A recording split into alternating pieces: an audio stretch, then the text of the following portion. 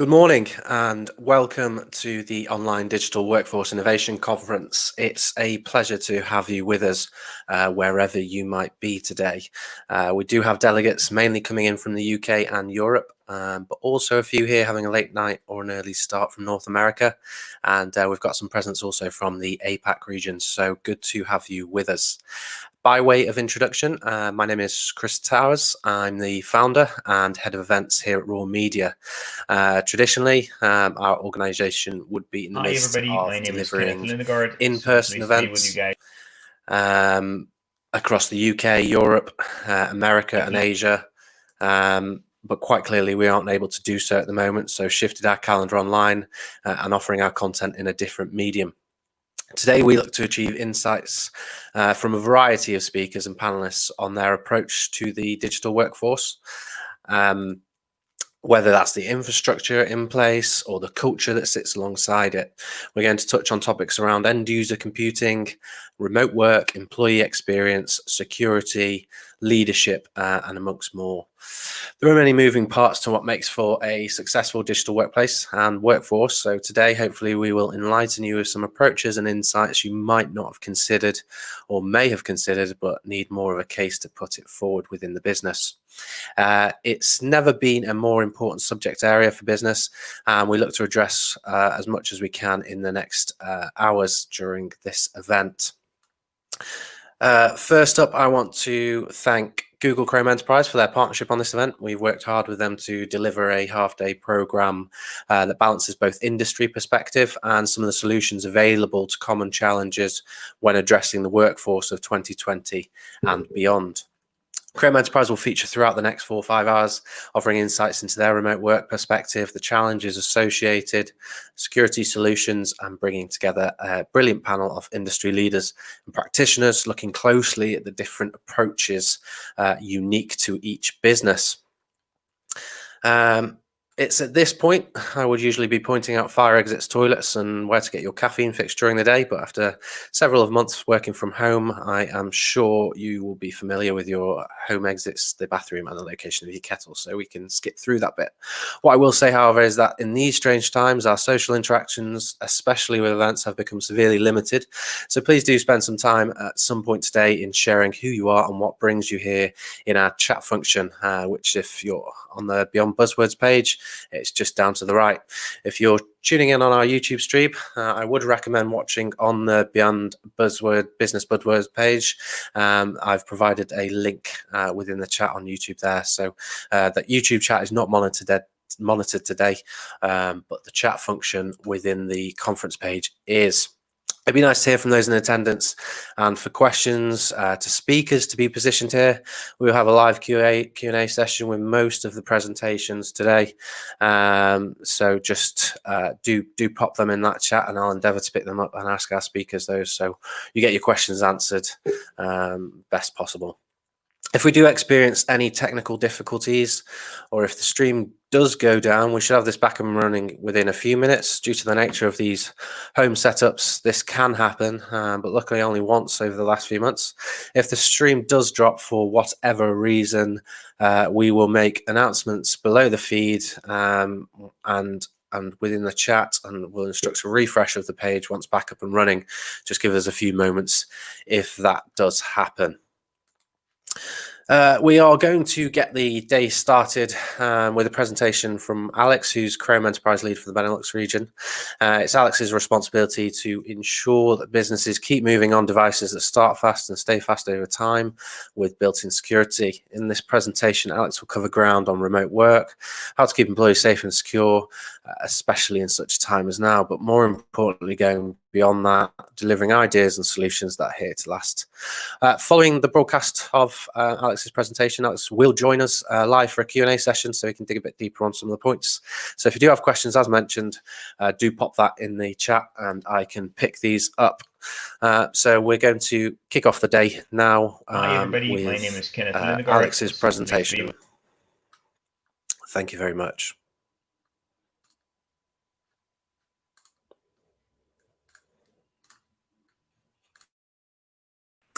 Hello and welcome everybody. My name is Alex Lancey. I am a Chrome Enterprise Sales Specialist for the Benelux region. I have been working at Google since 2014, and for the last 2 years, I have dedicated myself to everything concerning Chrome Enterprise. Today, I will be talking to you about how to keep your business running securely, even when working from home, which is a very hot topic at the moment, as you can imagine. Let's just start by looking at some trends that we've seen recently. We know that remote working has been a growing consideration for employees and employers alike for many years. In fact, since 2005, working from home has grown by 173% amongst the non-self-employed population. And the desire to work remotely continues to increase. A report by Zapier found that 95% of all US knowledge workers want to work remotely, and 74% would be willing to quit a job to actually do so. The recent COVID-19 pandemic has mandated that organizations take unprecedented efforts to enable their employees to work remotely. A Gartner survey indicated that 88% of organizations have encouraged or required employees to work from home, regardless of whether or not they have shown coronavirus-related symptoms.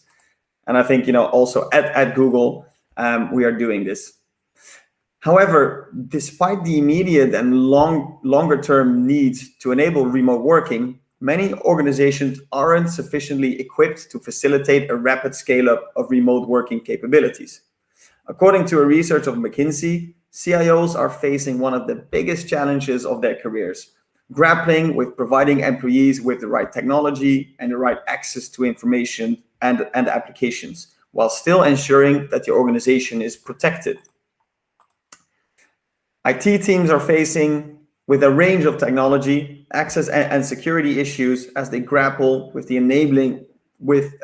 to enable their remote workforces. And some of the key challenges that we identified recently are, for example, how do you get your devices properly set up, configured, and in the hands of employees that need them?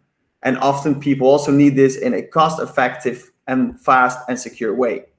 Secondly, the risk of an increased attack surface as a result of employees using their own devices and Wi-Fi network has never been the same. Thirdly, the increase of cybersecurity and phishing attacks posing as pandemic-related information links that aim to plant malware on devices is also a new threat that we haven't seen a year ago, and that is really a real threat to our workforce at home at this moment. Fourthly, employees struggle to get access to information, data, and systems that they need. Also, to give you a very simple example, when you're using a VPN at home, all of a sudden people don't know anymore how they should use their printers. How can they print? One second. So for a successful remote working model, you need a solution that delivers on 3 key areas. First of all, a secure employee experience that stays out of the way. Organizations that can find ways to keep remote workers engaged and satisfied will reap the benefits of increased productivity and performance. Employee engagement has been shown to have a direct impact on the bottom line. HBR reports that organizations with low employee engagement score approximately 18% lower on productivity, 16% lower on profitability, and 37% lower on job growth. And over time, this will obviously also have an effect on your share price. So providing employees with frictionless tools and platforms that allow them to share ideas, empower them, and help them to overcome feelings of disengagement. In addition, studies have found that remote workers experience higher levels of productivity than their office-based peers when they are enabled with the right tools. So these tools are a key, and they're very essential during this new working from home environment. Secondly, providing access to tools that inspire connection and collaboration. And this is very, very hard when you're working from home. The Harvard Business Review found that the time spent by managers and employees in collaborative activities has ballooned by 50% or more over the last 2 decades. and that many companies, more than 3/4 of an employee's day is spent communicating with colleagues. So while this poses a specific set of challenges for remote teams, HBR suggests that when remote teams communicate well and leverage their strength, they can actually gain an advantage over co-located teams. So remote teams identified that the key to effective communication was to establish clear rules of engagement and build empathy through using real-time tools such as video or chat. And I think many of us are using these tools today and can acknowledge that this is actually helping. And these tools are also becoming better and better by day because so many people are making use of them. Thirdly, allowing IT to centrally and remotely manage devices. And this is very, very important. This also ties into the previous challenges that I mentioned. So managing the security of company data and adherence to company policies while delivering a seamless employee experience is a complex challenge for IT leaders in any organization. Employee devices are a critical point of cybersecurity risk, particularly when they are taken outside the walls of an organization. Excuse me. So equally, when employees' access is locked down too heavily, remote workers are rendered unproductive or often find themselves frustrated, or they need to look for other tools and resources that they can use to do their work effectively. So you're basically creating an environment of shadow IT. And this is also something you do not want to do. So centrally and remotely managed devices is key in this area. So what we did is actually, when enterprises meet these needs, any type of worker can be a remote worker. Previously, and perhaps even before the COVID-19 pandemic, we said, well, we have several types of workers. We have office workers, back office workers, knowledge workers, information workers, frontline workers, you name it. Well, actually, we are seeing now that any type of worker can be a remote worker, or actually even has to be a remote worker. So there isn't one specific group that we identify as a remote worker. It's regardless of the location where they work. As I mentioned before as well, for us, it's kind of easy to talk about this because at Google, remote working is part of our DNA. And from the early starts of Gmail, for example, we have been working at providing our employees the tools to work remotely. So many tools and many operating systems, or actually this operating system that we're talking about today, were developed because the specific things that Google needed for their employees were not available in the outside market. We've built Gmail, we've built Google Drive, we've built Docs, Sheets, and all this stuff is all focused on working remotely and working untethered from a location. Then next to these tools and the operating system that we created, we also created the business management tools to do that in a safe and secure way on top of those. So also, if you look at security, Chrome OS is an extremely secure platform. 5 of the topics that we see that why companies are moving to Chrome OS, and these are really the 5 of the most important ones.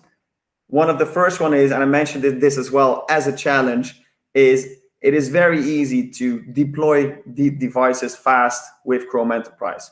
Now, if you have a device, you want to get it company enrolled, you do not need imaging, additional software, virus software on top of it. It's just as simple as enrolling it into your company's device.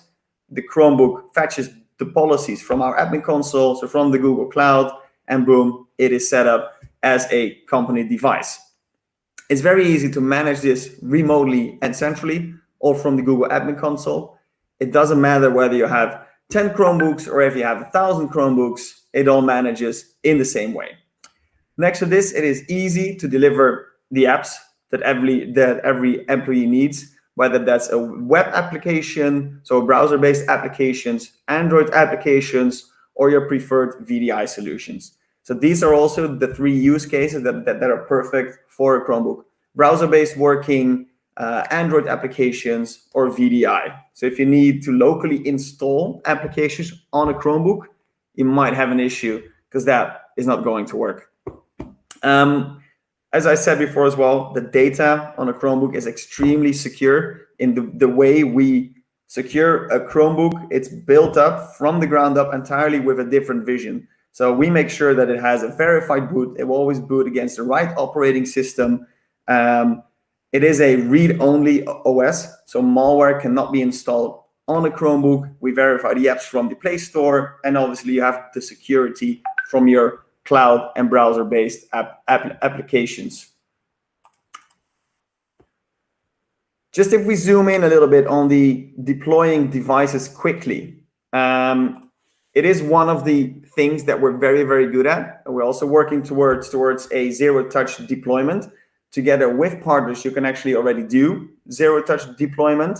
There's no imaging required. So if you were to say today, okay, I need a company's managed Chromebook, you could just go out, buy one, set it up in under 10 minutes, and you're good to go. So that's also why they're being used as shared devices in many Google offices and with some of our customers as well. What I would also like to do is to zoom in a little bit on the security features that Chrome OS.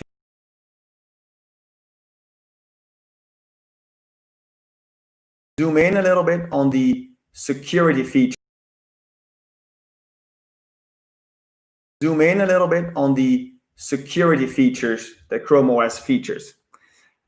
With Chrome Enterprise holistic approach to security, you can keep your remote workforce safe from external threats. Chrome devices have built-in features that prevent end users from falling victim to harmful attacks like malware and phishing, and they mitigate the impact of when one prevails. So each device provides IT with control with its diverse ecosystem that ensures applications are trusted and harmful apps stay out of hands of users. Because of this, they are uniquely positioned to eliminate and protect against current threats prevalent on legacy systems. So key features enable secure remote work. Let me rephrase that. Some of the key features that enable the remote work include regular security updates. They're downloaded over Wi-Fi or LTE connections, and they're automatically updated in the background. So this is one of the key features where Chrome OS differentiates itself from. Every 6 weeks, we have a new update. This is downloaded in the back. So as soon as you restart your Chromebook, there's a new operating system on it, which has security enhancements or all kinds of enhancements. So it literally just takes a reboot to get a new operating system. You never have to wait for an update again. Second to this, the ability to remotely disable devices in the case that they are lost or stolen is also a great perk. Some of the additional security features built into our Chrome Enterprise devices are sandboxing to isolate any attack to a limited app or tab. It has built-in antivirus protection. And as I explained before, you do not need antivirus software to run on a Chromebook. It is encrypted on-device storage. We have a verified boot that prevents boot up of a tampered device.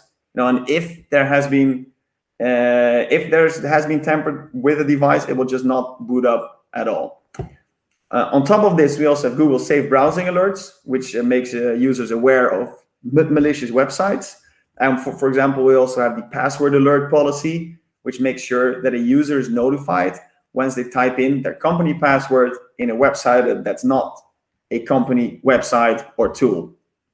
So it is possible to set all these granular security policies just from the Google Admin Console. I mentioned before quickly as well that it's very easy to give your workers the access to the applications that they need. And for remote working to be successful, employees need secure access to their apps and the data that they rely on. The way we do this, we have cloud-based services and apps that run through our familiar Chrome browser. So browser-based applications, Windows applications that you can run through virtualized desktops or virtualized apps in a browser, such as Citrix, VMware, or Cameo. Productivity applications and collaborations platforms like G Suite, Zoom, Office 365, Microsoft Teams, that all works, it all runs on a Chromebook. A complete and customizable ecosystem of apps from the Google Play Store is also available, including Cisco Jabber, WebEx, and Vonage, for example. Then, as a fifth point, you might remember that we mentioned the lower cost that Chrome OS brings to your organization. So our TCO is very compelling. In the slide that you're seeing here, you would save on IT overhead because the management is so much more easy to do than you're doing right now. There's less employee downtime. I can't remember the last time that my Chromebook didn't boot up. I think it never happened in those 6 years. And there's a lower risk of security breaches because the operating system and the apps that you run on top of them are extremely secure and well secured. Then there's also the increased hardware savings that you're doing. On average, a Chromebook would set you back probably 40 to 50% less compared to a regular Microsoft device that you have been using. You can also add on top of this the faster deployment times, the virus software or additional management software that you no longer need to run and manage your devices. I also like to manage the Chrome browser, that you can also manage these across Chromebooks, which you can manage it across any platform that you have. The management of the Chrome browser also has many security policies in there. It is a free product, so it's definitely something that you need to look into, especially during these times when more and more people are working from home. So manage the browser and see how you can secure that. As mentioned, letting your employees access legacy apps through virtualization, virtual Windows desktop, stream apps via the Chrome browser. You get the same security, the manageability, and the productivity benefits as being cloud native when you're using Chrome OS. We have major partnerships with all the large players out there: VMware, Citrix, Workspace ONE, Cameo, everything is in there. Another thing important to mention, especially during these times, we need to keep costs into consideration. Not everybody has the budget to buy new Chromebooks. So what you could also do is you can convert PC or Macs into Chrome devices with Cloud Ready, which is from our partner Neverware. So you could actually, if you have an old Windows device that's no longer being used, you can put Chrome OS on there, manage it, run it, and give it back to your employees, so they actually have a Chrome OS device, a cloud native device with all these security benefits of Chrome OS on top of it, for a fraction of the cost. So you refurbish the old devices that you already have. There's some more resources to help get you started, but I would say, these links, there's way too much information in there, way too much information on this slide. So if you would like to learn more, please contact me. My name is Alex Lancet. Find me on LinkedIn or my contact details are being shared here as well. And hopefully I'll hear from you soon. Thank you very much for paying attention.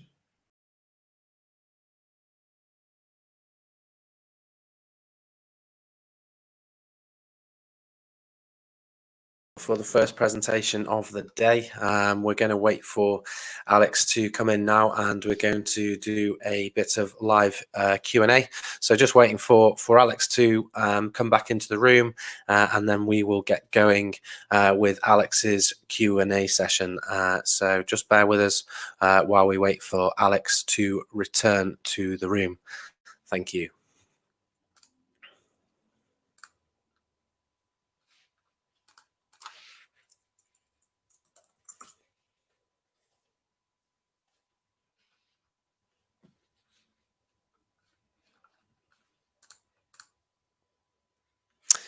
Hi, Alex. I can see you're joining us here in the room, so I'll just give you a few seconds for your camera and microphone to load up. I think I'm here, Chris.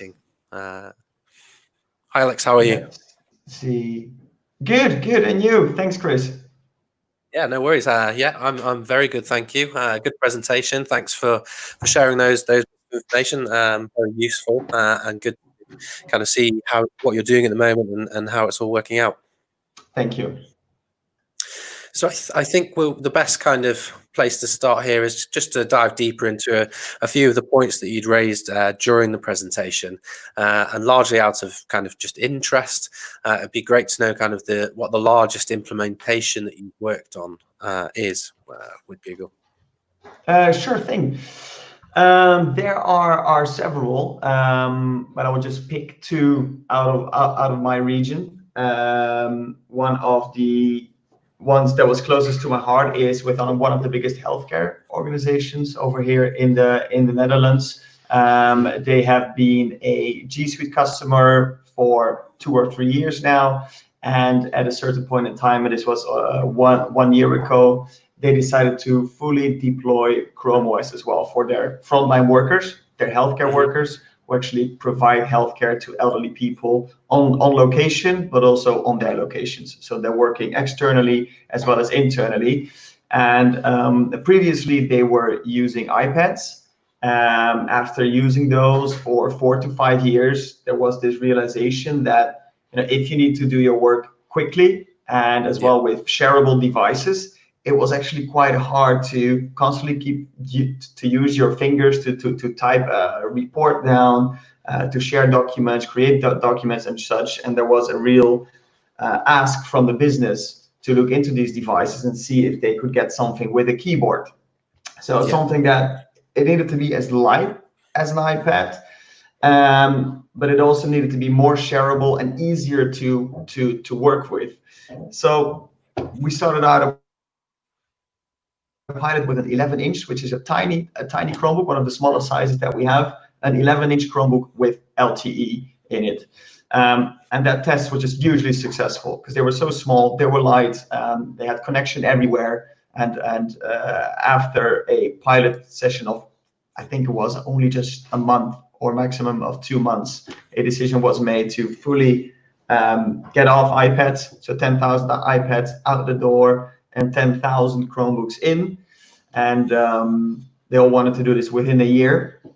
I believe that was a bit optimistic, so we're now 1.5 years down the road, and I think we finally reached that 10,000 Chromebook mark. So we're very happy with that customer. That's very good. And then for companies that are already using G Suite applications, would Chrome Enterprise unlock additional features for them within the environments? Not necessarily new features. G Suite is our cloud collaboration tooling. But it is a true better together story. So if you're using G Suite, which is already fully in the cloud, in a combination with Chrome Enterprise, I think you have one of the most secure end-to-end solutions for your workforce to work with. It doesn't mean that you need G Suite to run Chrome OS. Like as I said in my presentation as well, there's other options as long as it's browser-based, Android applications, or VDI. So we also have customers using a combination of G Suite, VDI, in a combination with Chrome Enterprise, for example. And then do you offer digital training for end users on how to get the most out of Chrome? Because obviously when organizations, particularly larger organizations, roll out a new system, there's, there can be resistance, there can be, different segments within the business, just not up for change, and those kind of things. It's something we see day in, day out. What can end users kind of expect from your side? Yeah, definitely. Thank you. Good question. We like to see Chrome OS, like our operating system, as a easy to use operating system. It's not that difficult to learn, so there is no major change management involved. But still, obviously, it is a new operating system, so people need to get used to that. For the implementation, we always work with Chrome resellers, Chrome partners, who can help you create a custom adoption plan to make sure that your users are up and running in a fast way. Next to this, we also have our own customer success team within Google. So as soon as you start implementing Chrome, you will get a dedicated account manager that will check in with you on a regular basis. We also can help you create materials to increase the adoption of Chrome and the learning cycle of people. We can create online trainings, posters, awareness, anything you name it to make the transition from the OS that you were using to Chrome OS as subtle and fast as possible. But in general, we do feel that it is pretty easy for people to make use of Chrome. So if you get a new device, you open it up, you log in, and you start clicking around, you will instantly get a feel. It's not that hard to use. Mm-hmm. That's good. And then likewise with kind of pushing this to IT leaders to implement, what's kind of the how do you not sell it to a leader, but what's kind of the biggest plus points for moving over to Chrome Enterprise, and why would an IT leader want to do that for their organization? Yep. Recently it shifted a bit. So if we're talking 2020, in the middle of our COVID-19 pandemic, then I think the biggest reason for companies to ask or look into Chrome Enterprise is that move from a office workforce to a work from home workforce. So this as I said, there's many challenges associated with that. And like one of the questions that hits us regularly is, okay, how do I manage these devices remotely? And if you look at companies who are using Chrome Enterprise, or who are starting to use Chrome Enterprise, or who are running a pilot or a proof of concept, the thing that always comes back to us is the manageability of the devices. They say, okay, log in. So managing these devices from the Google Admin Console, that's just a game changer for us. It makes it so easy. Apart from the hardware savings, the software savings, the employee downtime, less employee downtime. It is always that management that comes back. That's a big differentiator. So especially in times like this, where your fleet of 10,000 Chromebooks is scattered across the globe or across the country, it's very nice to have that from a central cloud-based console that is easy to manage, and which also makes it easy to deploy devices. Mm-hmm. Nice. And then obviously going on that point on leadership, security is one of the kind of biggest concerns at boardroom level, particularly in the IT department. Can you kind of elaborate a bit more on the security measures in place using Chromebooks and kind of safe browsing, and are new threats found by Google automatically added to protocol during updates? What's kind of the situation there? Because that's something we often read about when we're looking at these things. Is security is always in the kind of the background. Yeah, definitely. It's one of the questions that when working at Google, you get a lot of questions around privacy and around security. Of course, yeah. Like previously, I used to sell G Suite as well, so our Office apps, some GCP as well, so Google Cloud Platform. And like the first questions you would get is privacy and security. The funny thing is that with Chrome OS and Chrome Enterprise, we do get those privacy questions. Mm-hmm. Just asking like, okay, what if I'm logging in with my corporate account? Can Google see my corporate account and my password? Well, obviously we can't, because you can actually sync it towards your Active Directory that you have now. But from a security point of view, everybody acknowledges that it is a very secure platform. And the thing that makes it so secure is that it's a read-only OS. So that's also why it's very hard to install. So you cannot install third-party applications if they're not VDI, Android, or web-based applications. Mm-hmm. So this also means that it's impossible for malware and hardware to install itself on a Chromebook and actually infect the device.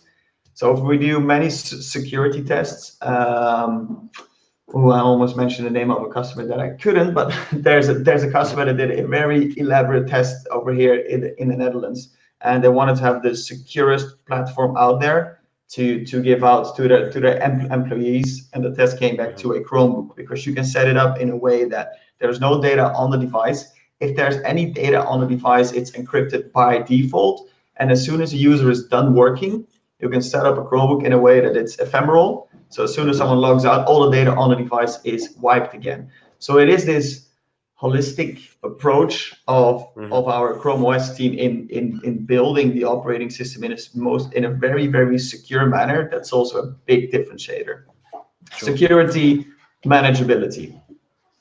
Of course, yeah, and obviously with recent times, we mentioned it a few times with workforces now being forced to work remotely. Have you seen kind of a bigger uptake and more interest in kind of the solutions offered, and has the landscape changed because of that?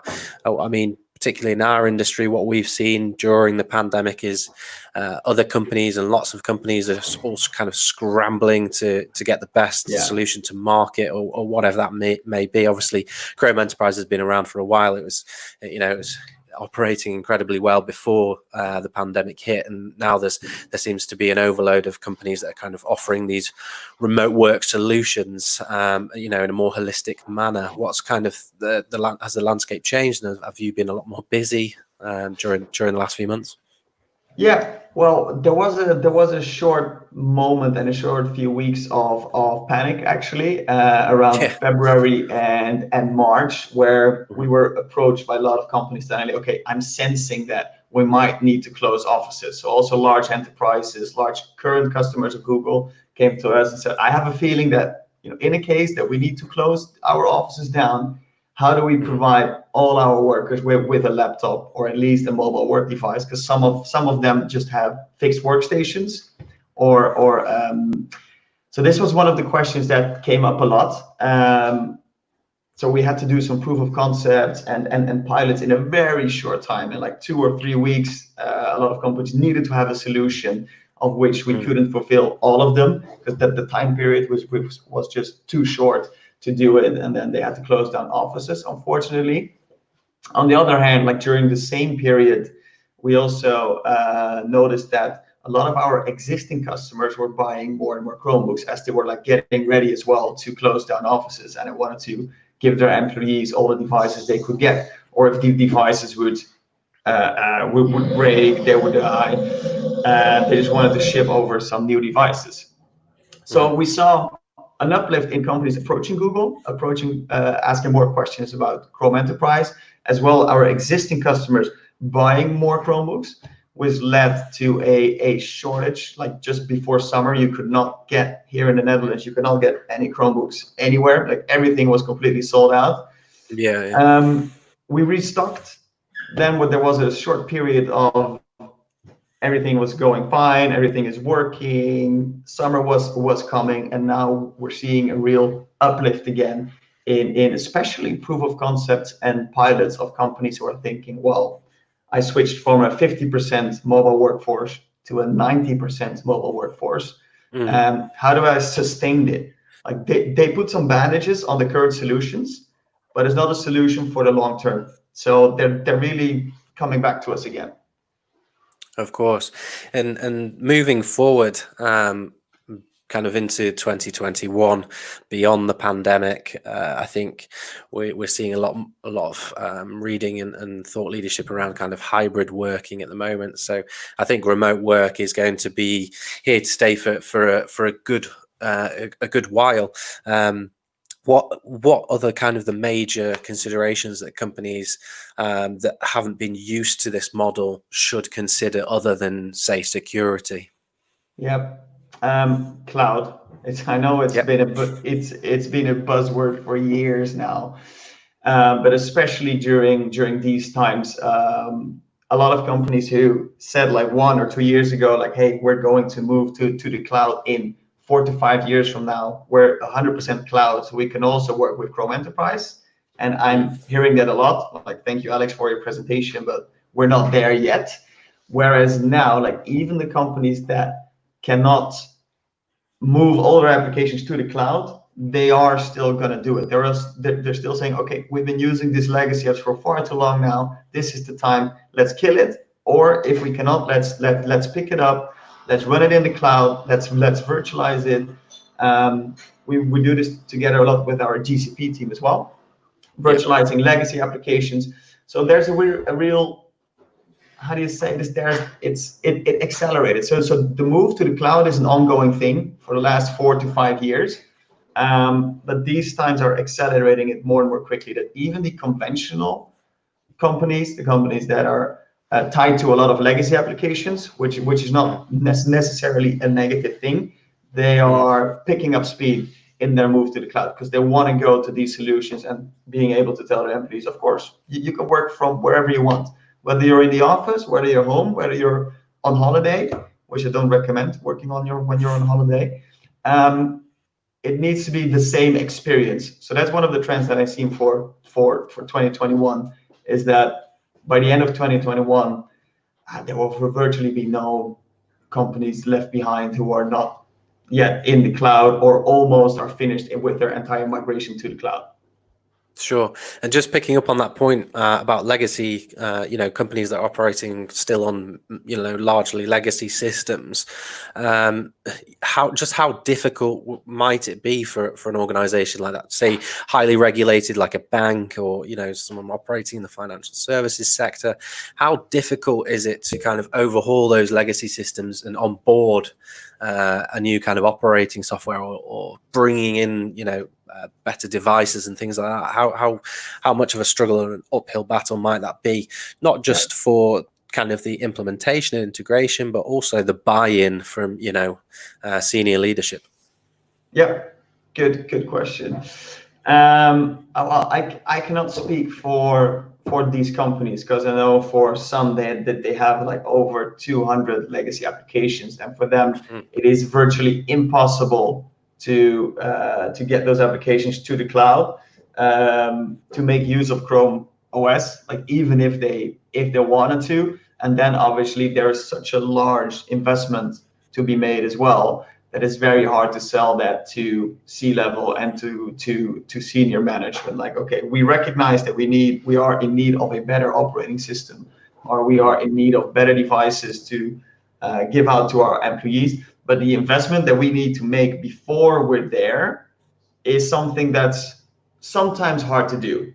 So the companies that I was just referring to that are making that switch right now, they had 5 or 6 legacy applications left, and they decided, well, it's worth the investment to virtualize those and move to Chrome Enterprise. So if you're not there yet, I cannot share too much, but we are working on ways to close that gap, because we recognize that we're here. You cannot even see my hand. We're there all the way on the top. And for Google, it's very easy as a cloud native company to say, follow us and use these cloud applications and go here, while we recognize that most of the companies are not there yet. Sure. So even though they're catching up, and it's hard to do so, we are developing and working on tools to bridge that gap. And I think we'll have a new large update before the end of the year to show you, like, hey, this is how we can help you run those legacy applications on Chrome OS, so we can onboard you as well. So I would say stay tuned. And in regards to your question about convincing the senior management of that move, that is something that we as Google would like to help you with. Yeah. So as soon as that's needed, we have all the tools, the access to product management, to higher management at Google as well, to let those people connect with each other and let them ask the right questions for themselves. Sure. We just had a question in from the audience about how and can Google Enterprise link across to other clouds, including IBM, AWS, and Alibaba, things like that. Is that possible? Yeah, it is like a hybrid cloud model. We highly support that. Like all of our tools that we have, they are able to link to ADFS, Amazon Workspace, Citrix, and so forth. So those tools are in place to do so. And if you want to specifically know, I'm using this, is Chrome OS going to work for me? Then please let me know, and I will not look into it, but our customer engineer, who's a Matlor, who has a lot more technical knowledge, he will look into it. Yeah. Cool. And then finally, kind of any inspired recommendations for the audience that might be looking to move to a new platform or whatever? Is there any recommendations you make in terms of their roadmap to get there? Recommendations for their roadmap to get there. Maybe it's being Dutch, but I'm trying to be as pragmatic as possible. Which means, like, if you want to experience the way it works, or if it could value your company, you could check out websites and listen to presentations and check out slideware for all week long. But I would say just get your hands on a Chromebook. If it's in the Benelux, contact me. If it's in the Nordics or in the UK, contact one of my colleagues. Get one or two of those devices and feel it, test it. It doesn't take up a lot of time. So that would be my recommendation. Like, if you're thinking about it, if you just want to experience it, contact us. Go and get a Chrome OS device, set it up in your working environment, or test it personally and see what it is and what the advantages are. Perfect. Well, thank you very much, Alex, for your time, for your presentation this morning as well, and I think we managed to achieve quite a lot there in the Q&A session. So thanks for joining us live, and enjoy the rest of your day. We'll pop your contact details over to anyone that wants to contact you. Otherwise, in the meantime, I guess they can find you on LinkedIn as well. Yep, definitely. Thank you very much, Chris. Thanks for having me. All right. Cheers. Take care and enjoy the rest of your day. Thank you. Will do. Bye-bye. Bye-bye. So thanks to Alex there for opening up the day. A good Q&A session there as well. So we're now moving on to our next session of the day, and we're fortunate enough to be joined by KLM's Asher Lake, who is lead for their Automation Center of Excellence.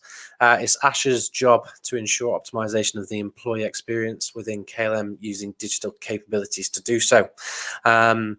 I think Alex said in his presentation there he doesn't recommend people working on holiday, and I know Asher's taken some time out here on his holiday to join us. So Asher, really appreciate that.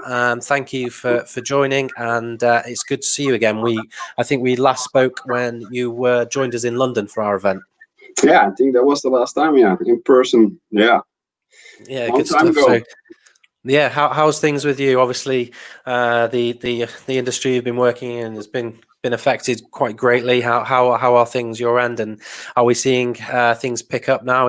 Are we back on kind of the uptake, or? Yeah, it's hard. It's really kind of a fragile restore of operations. We have a lot of things to do to become an even leaner company. So that's still kind of an exciting. It could be negative, could be positive time, but we're managed, and I must say the spirit is up. The whole blue-hearted vibe is still there, so that's good. Good stuff. I just wanted to say as well, if anyone does have any questions throughout this, if you're on the Beyond Business Buzzwords page, do use the chat function, and we can put some questions to Asher. So I think we're going to start around, obviously much of the event is around remote work, employee experience and engagement, and innovative new ways of working, adapting. So Asher, just how essential is it for all businesses to be exploring new and innovative ways of working now due to the pandemic? Yeah, I think it's becoming even more needed to do this, because almost everybody is working from home or in another way remotely, and it's very important that you are ready, both from a technical perspective, but also from kind of this mental perspective, and not seeing each other in person. Yeah, it really affects the way you are working, and I think you need to be intentional on what you do to make the best out of it. It has its benefits also. I heard Alex stating it, you could even be more productive in some ways, but I think it's really good to stay connected, and that's also what I see within our own department at the KLM Digital Studio, but it's also, if I listen to others within KLM, we all feel connected. And also management is doing their utmost by communicating well, So yes, it's not just about technology that needs to be there, of course, but it's also about your the way of doing your leadership, and really try to keep connected while everybody is kind of feeling isolated maybe a bit. Of course. And with that, were you in a position where your organization was kind of ready to deal with the business extremities that the pandemic has created? When I say that, it's kind of reference to remote working, communications. You just mentioned about leadership, communications, collaboration, etc. And how much was in place, and how much kind of more infrastructure did you need to kind of throw at it to ensure, the business was still working efficiently? Yeah, I think we were ready. If I look at what we've been doing for the last 4 or 5 years, as you know, we have a group of people, our employees. A lot of them are, when they are working, they are not at the office, and when they are not working, they're also not at the office. So we already Of needed course, to enable them. Our flying staff, for example, enabling them with iPads, for example, to do their jobs. But also, if you look at the office workers, most of them were already enabled. And especially if I look at, well, this kind of special place, I always call it the KLM Digital Studio, which is kind of trying to be at the forefront of tech and things. Yeah, it went overnight. The next day we were all in these Teams sessions or Zoom sessions or Blue Jeans sessions, whatever was needed to be connected to each other. So yes, it was needed, but I felt we were pretty ready, and I also felt that our IT department really stepped up to make it all available. Because what you also saw is that a lot of the communications were done in using Teams maybe, but also our leadership, including our CEO, was there with this webcast kind of a way to talk to us as employees in these exciting times. So yeah, I think we were pretty ready, because we started way back thinking about how can we make our staff, our employees, more mobile. Of course. And you mentioned there the digital studios, and that's something that you talked a bit about last year when you joined us in London for the live conference. Can you, for the audience that don't necessarily know, can kind of elaborate what the digital studio is in place to achieve and things like that? Yeah, of course. I love to talk about it, as you know. The KLM Digital Studio is what we call kind of this corporate incubator, trying to be at the forefront of technology also, enabling the digital transformation within our company. So what we try to do is to really build a bridge with what's needed from the business, what IT is offering, and what's maybe out there in the world, and try to make that a best match. And what we try to do is to stay connected to the mothership, kind of, but really also try to experiment and try to connect to the world, by connecting to universities, to startups, to other companies or smart people. Try to get them in, and try to experiment with maybe just for us new technologies, but sometimes also in the world things that are really emerging, and don't really have this proper business or value case yet. And that's what we try to do. Try to help our employees do what they do best, as our tagline is, really supporting them in what they do with the connection to our customers, the passengers, or other customers, as we also do some maintenance, or a lot of maintenance in cargo, but really try to make a nice connection to them by means also of technology. So that's what we try to do at the KLM Digital Studio. And therefore, we were kind of ready for this kind of extremity. But in the same time, we work a lot with external parties. So unfortunately, we also were really are brought back to our core.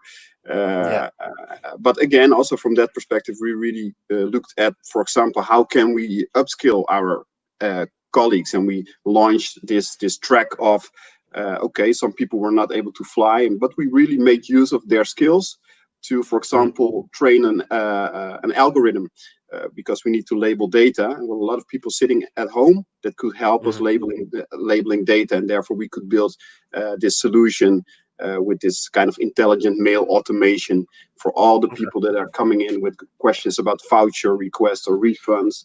Our customer contact centers were overloaded with questions, so we were able to help them, again making the best out of what we could do with the people we had at hand. So that was also pretty cool to see in this kind of crisis mode, we were still able to add value, helping our employees do what they do best. No, nice. That's really good.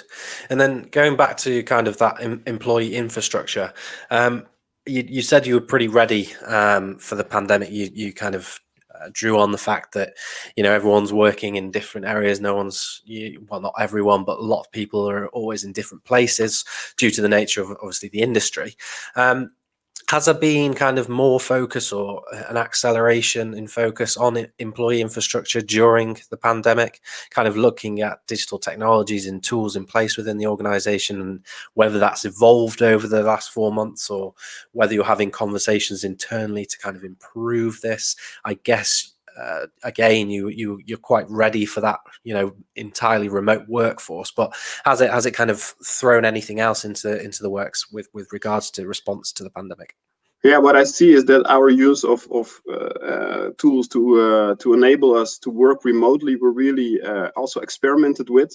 So besides the usual suspect like Microsoft Teams that we are using, what I saw is that there was a big adoption of those kind of tools. So people who previously maybe were not that comfortable with using this kind of technology, yeah, they just stepped in and they start using it. That's something I really saw. But also, how do you organize with your Scrum team still an engaging session with all the ceremonies you have, which sometimes could take some hours, you sitting behind your desk. And I remember from the start, I was not even, I think the first week of the whole pandemic being in lockdown, I didn't even went out for a walk myself, because everybody was out there trying to make the best out of it. But that balance came back, but also the fun. And I also must commend my colleagues that already always try to make a bit of fun out of it. So with these kind of sessions, using these online tools, whiteboards you can all work on, putting your post-its on, it really felt that we were all in the office all together. So yeah, I really saw an uptake of adopting those kind of tools, experimenting. Some of them failed, some of them were really nice and still used. And we are talking to each other. Luckily, sometimes we can be in the office.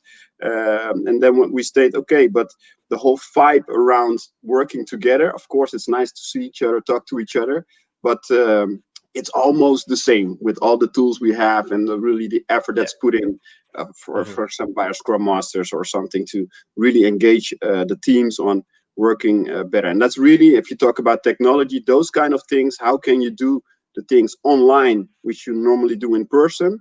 Yeah, we discovered a lot of things there, and both technology, but also sometimes you need to play a little game or walk around or run around in your own home and get back to your screen. I really would advise to try in these difficult times to have a little fun as well, because it's important. Of course, yeah, and obviously with that, it sounds like employee experience is pretty important to both yourself and to obviously KLM, and it's touted, you know, as a modern success for, you know, organizations that have great employee experience. It's kind of outward facing, you know, better customer journeys will be a result of that. How kind of long has it been a part of KLM's work, and just how important is it to get employee experience spot on? Yeah, it's really nice because, as you know, I love employee experience besides technology, but it's really been picked up also by our HR department. So just how can we improve the employee experience from our responsibility as HR? But again, also I must really commend our leadership, also from the Digital Studio itself. Every week we got an update, and it was not just an update, but it was also the kind of the emotional touch to it.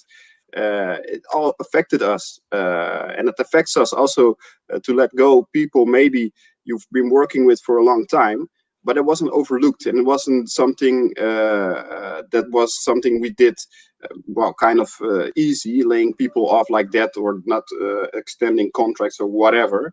No, it's really taken care of. And also from an employee experience perspective, for example, from the Digital Studio, we had to let go a lot of people, but we are planning, as soon as it's possible, to have this farewell event in which we invite all those people back to say goodbye in a proper way, because right now it was all online. Of course, they were called and connected, and we organized something if possible. But that, Yeah. for me, really, the human touch in it, it's really important, and that's really Yeah. resonating throughout the whole company.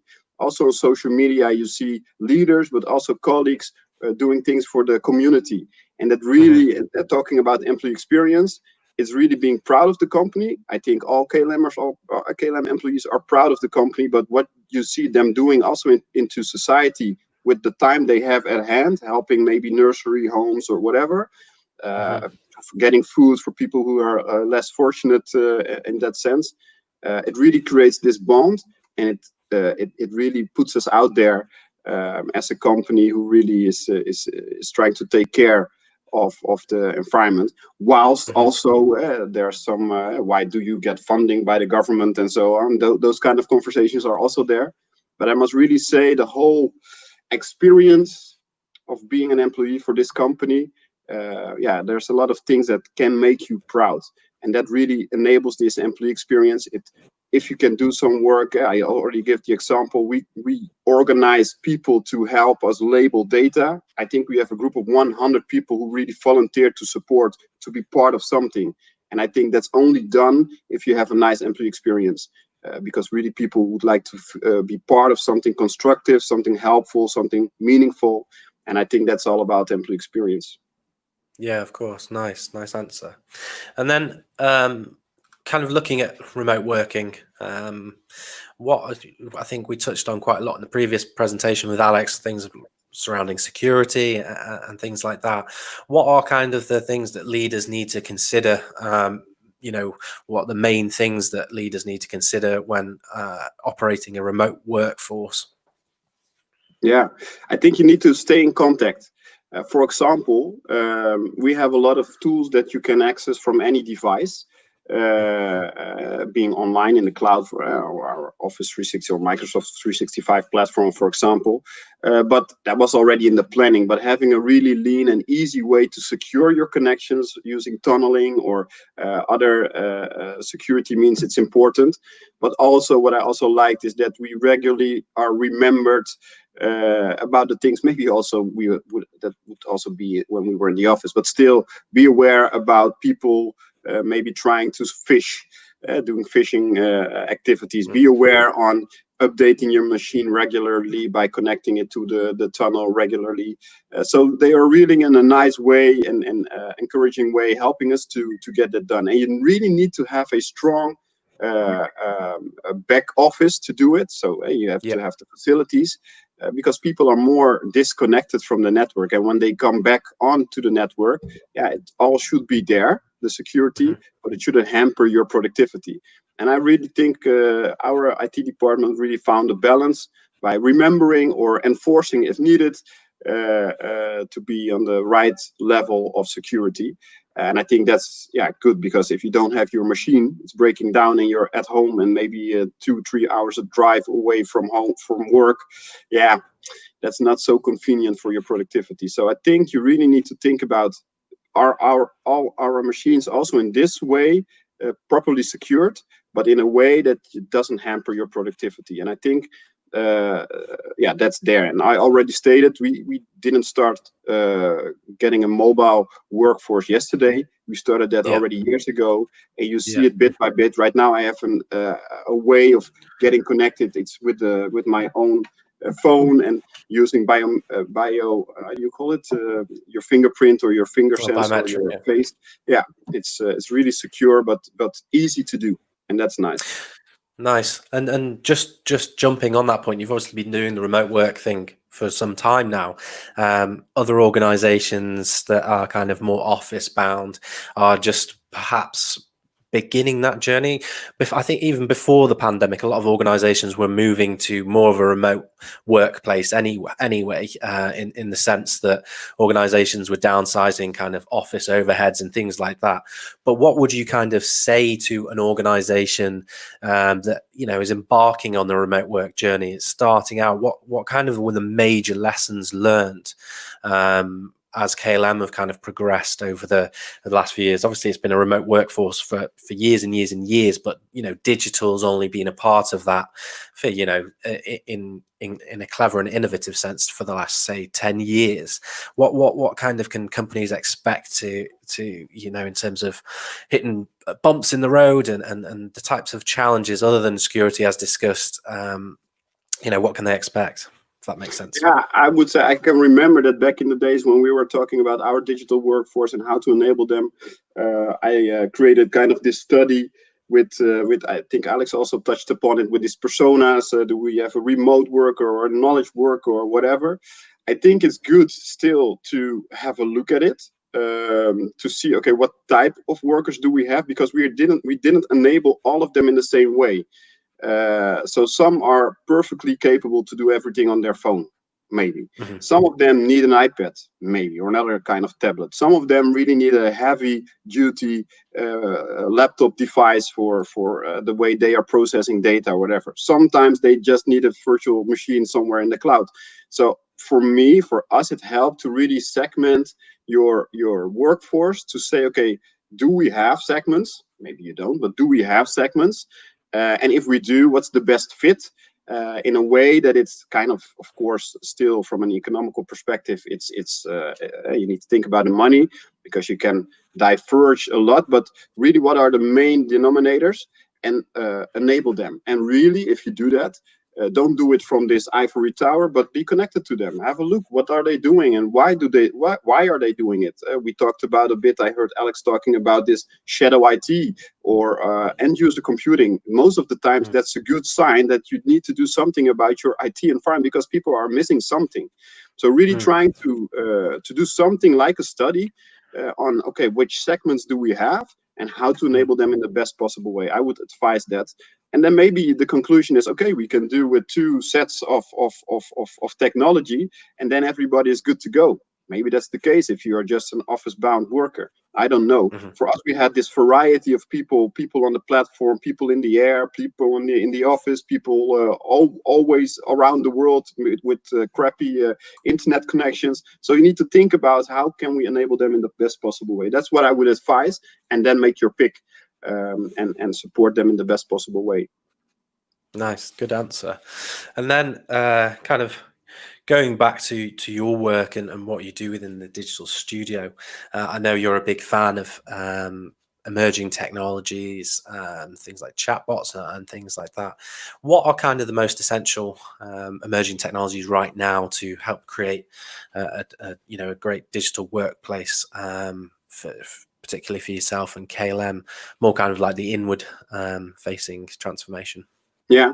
Then I'm going to talk about my professional hobby, of course, robotic process automation or intelligent process automation, however, hyper automation, whatever it's called. But really have a look at how can we, if we look inwards, like you stated, how can we optimize? Also, we started, or I started together with some other colleagues, what I call the #WasteBusters initiative. And the initiative is a combination between our lean and black belt professionals and the emerging tech professionals. I read an article yesterday. Are you going to automate as is, or are you going to revamp your process and then automate?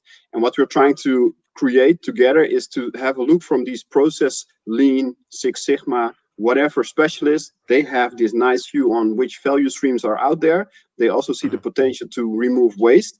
But what I see is that sometimes they lack a bit, okay, but what emerging tech can we connect to it? And I'm an RPA fan, really a fanboy about that, because I can really explain easily to our business, because it's talking about their processes, how we can improve that process. And we really did that. And I think that's something we can really help out. And you see that happening. I get calls every week from people within the company saying, I think I found something. which we can use to improve. And that's really momentum for it now, because everybody's in the same mindset. Everybody's okay, how can we be better as a company?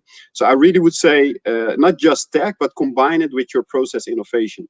If you do that in a proper way, that would be great. Besides RPA, another thing I really love is this applying machine learning to, for example, a lot of messages to do natural language processing.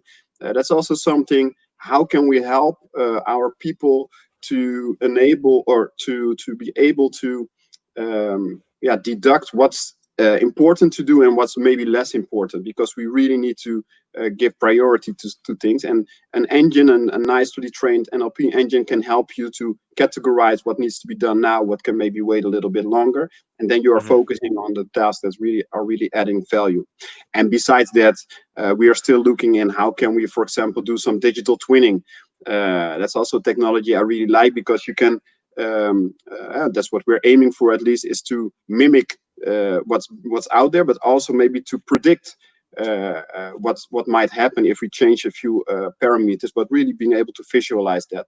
So those are some of the emerging tech I would really, besides RPA, intelligent mail automation stuff, with the AI capabilities to dive into, because I think right now it's momentum to really upskill your people to be able to make the most and the best use of these kind of technologies. Besides that, that's not technology, but also help your people to get there. We start the Automation Academy this week. We started the 3rd class of citizens RPA developers that we are really helping out. And from those schools or those classes, also people say, okay, but now I have a nice idea. I could automate. Can I do it myself, or can you help us out? So it's really a mix of automating your processes and optimizing your processes with automation. Try to connect these new tech to it, but also educate your people. Nice. And then kind of just jumping back to, we've touched on it a little bit, and it's kind of a common theme coming up today around kind of end user computing. How has that changed? Has the strategy or approach with KLM changed on kind of those processes? To be frank, I don't know. I don't see it change. I just see we are doing end user computing in a way that it's helping each other out in the best possible way. So what I see is that people are more aware that to be better, they need tech. That's not something we do. That's something people experience and say, but now we just need to do it. So from the end user computing perspective, people say, okay, I can maybe do something myself. I need help to do it. I have an idea. Can you help me out? So what I think, I feel and sense, and that's also why people connecting to us, is that they feel a need to jump in. And before they maybe were a little bit laid back and say, well, we'll see. But now they are more active and proactive, stating, okay, how can I contribute? How can people benefit from IT in a better way? And I really see it. I have really easy conversations now about how can we improve these end user computing environment from a digital studio perspective, from an IT perspective, but also from a business perspective. So that's what I would say.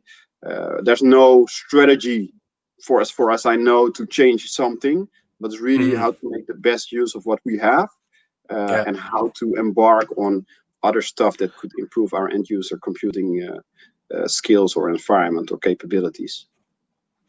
Nice. And then to kind of to wrap things up, I always like ending on a pretty open question of kind of any inspired thinking or recommendations for individuals, so the practitioners that are working remotely. I think at the start you mentioned the human side of things, so getting up and out and about and things like that, but just in terms of their approach to remote work, have you got any kind of things that work well for you as an individual versus kind of the KLM approach kind of thing?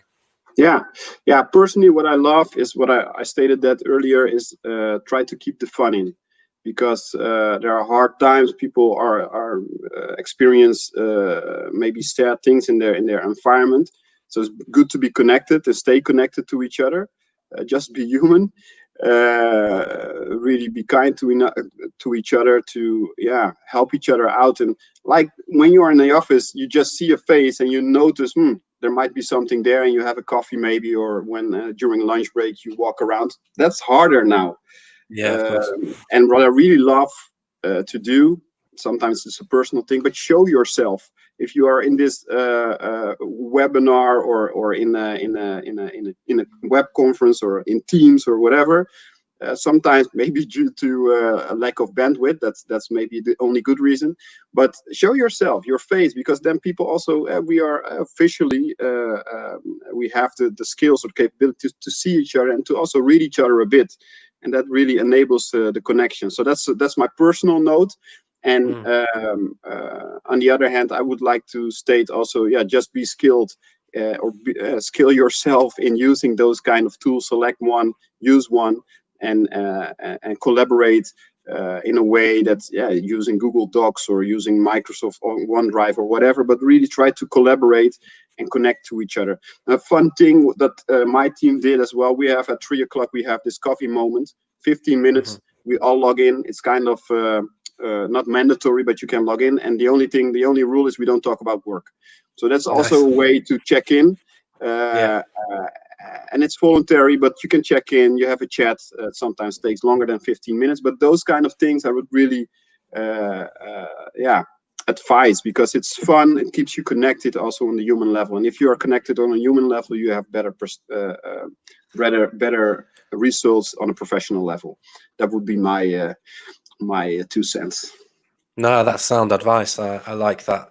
I think it always comes back to that human element, doesn't it? We can talk about technology and infrastructure, and all the time, but at the end of the day, with the mechanical parts of the business, so it's important to focus on that and ensure, happiness levels are optimal. As employee experience isn't all about the digital tools and technology. It's also about how we're feeling using those, and how we're kind of working together during this time. So nice advice, and really good answers to all the questions. Again, I think we've covered a lot there, and really do appreciate you joining us, Asher. As mentioned, I know you've taken time out of your holiday, your annual leave, to join us this morning. So that's very much appreciated, and it's great not to see you again, but to hear from you again, and kind of pick your brain on a few things. It's been highly informative, and a great little session there. Thank you for inviting me. Always happy to share. Thanks, and hopefully we'll see you in person in 2021 if things are on the up and we're back, able to operate conferences. We should be over in Amsterdam later next year. Fingers crossed. But time will tell. But certainly be in touch, and hopefully have you on a stage of ours soon. It would be great. Thank you for this. Enjoy. Thanks, Asher. Enjoy the rest of your. Thank you. Thank you very much. So a big thanks there to Asher for joining us. It was a good Q&A session. I think we picked up on a lot of things there. Obviously, today's a lot about the digital workplace and workforce, and a lot of these things kind of do boil down to that cultural aspect of things as well. So glad we were able to cover some stuff off there with regards to the human element of the digital workforce. As mentioned, we can talk about technology a lot, but it's nice to sit on the side of that human focus as well. We're now going to be broadcasting a fireside chat it's a pre-recorded fireside chat between Michael Wheeler-Watt from Chrome Enterprise and Paul Driscoll from Third Bridge. It's a great conversation around enabling remote work and the things to consider when doing so. We're then, after that, going to be joined by Kenneth, formerly of IKEA Group, and his presentation is focusing about outside-in transformation. And then we're going to bring Kenneth in for a Q&A session, and then we're going to break off for a short while before we return for a panel session and a final demo from Chrome Enterprise. So we'll hear now the fireside chat before moving on to the IKEA presentation. So looking forward to this one.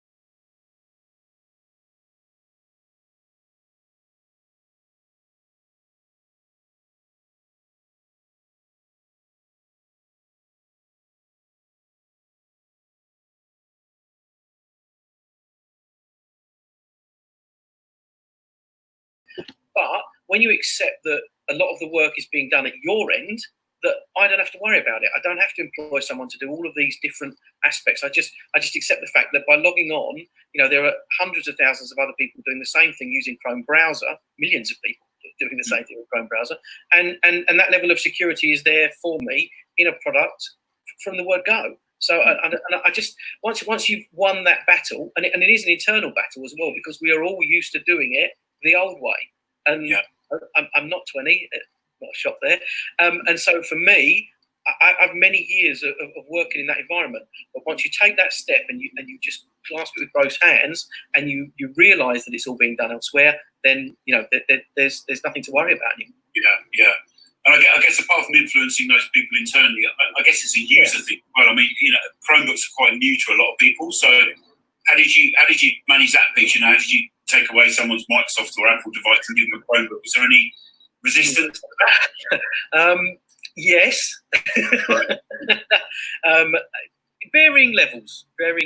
So as a business, I think our average age is kind of like early 20s, and so a lot of people straight from uni, it was a very simple swap. They're used to using G Suite, they're used to using Chrome browser, so to give them a Chromebook was just like, okay, there was nothing for them to think about in any way. But for some people who have been used to using Windows for quite some time, the whole Windows, save it on the desktop, try and remember to drop it on the server, all that kind of thing. And moreover, that what they used to was a quite standard version of Office. There is that kind of training piece that needs to be done. But apart from areas within the business that can't use Chromebooks, everyone now has taken to it. We had well over 1,000 people out the door, and when COVID hit, and that was there. It was work. They took them, but there was absolutely zero downtime for us as a business, but equally for our clients.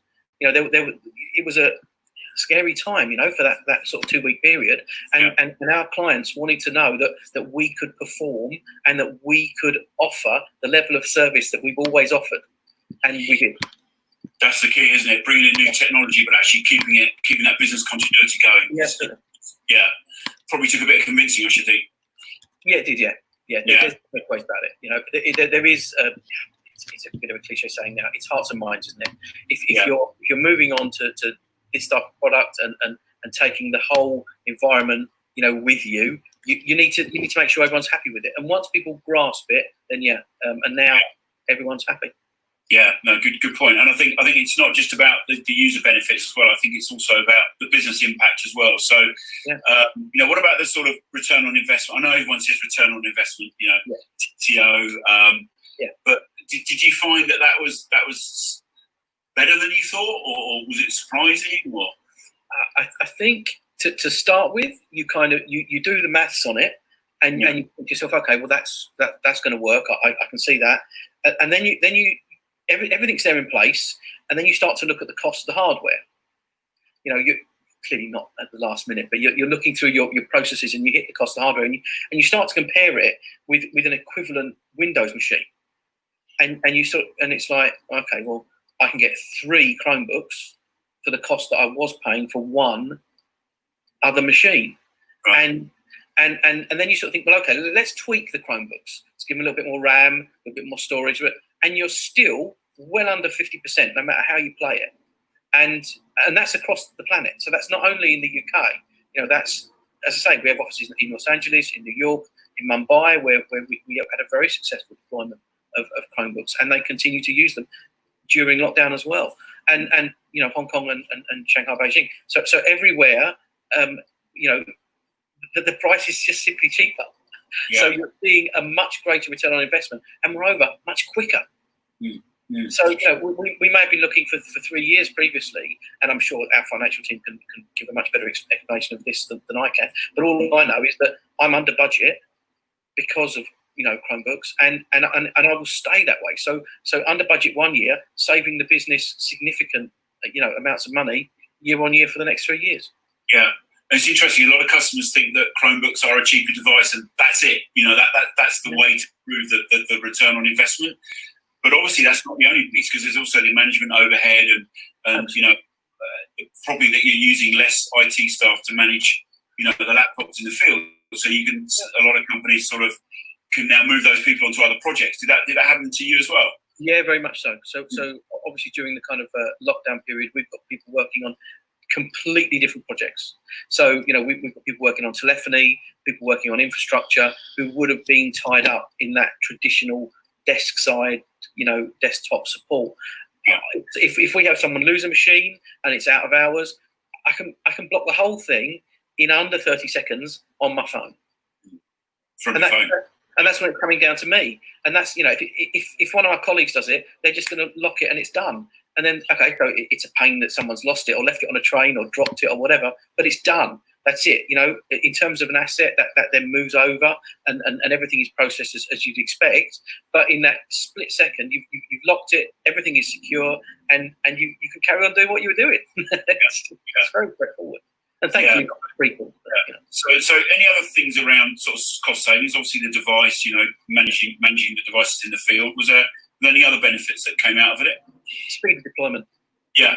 It comes back to freeing up people. You know, it's anyone can enroll a device. Yeah. Anyone. So, and that literally is happening at the moment. You know, if we're sending out Chromebooks to someone who's remote, particularly remote at the moment, I can talk anyone. Anyone can talk anyone through enrolling a Chromebook. You know, click that drop down, select enrolment, put your email address in, click go. Yeah, it's as easy as that. Well, so on that, Mike, if you want. yeah. So sort of better user uptime, you know, nice and secure, easy to support, good ROI. These are all really, really positive messages, and thank you very much. What about anything negative that came out of it? Was there anything that you would avoid if you did it again, or anything that you could tell people that were maybe thinking of? Yes. From an enterprise point of view, be aware of what your users are using. Right. Now, that might sound a little odd. So everything that we use now is in the Chrome browser, irrespective of what machine you're using. Now, some of my colleagues have a habit of many tabs. Many tabs. Yeah.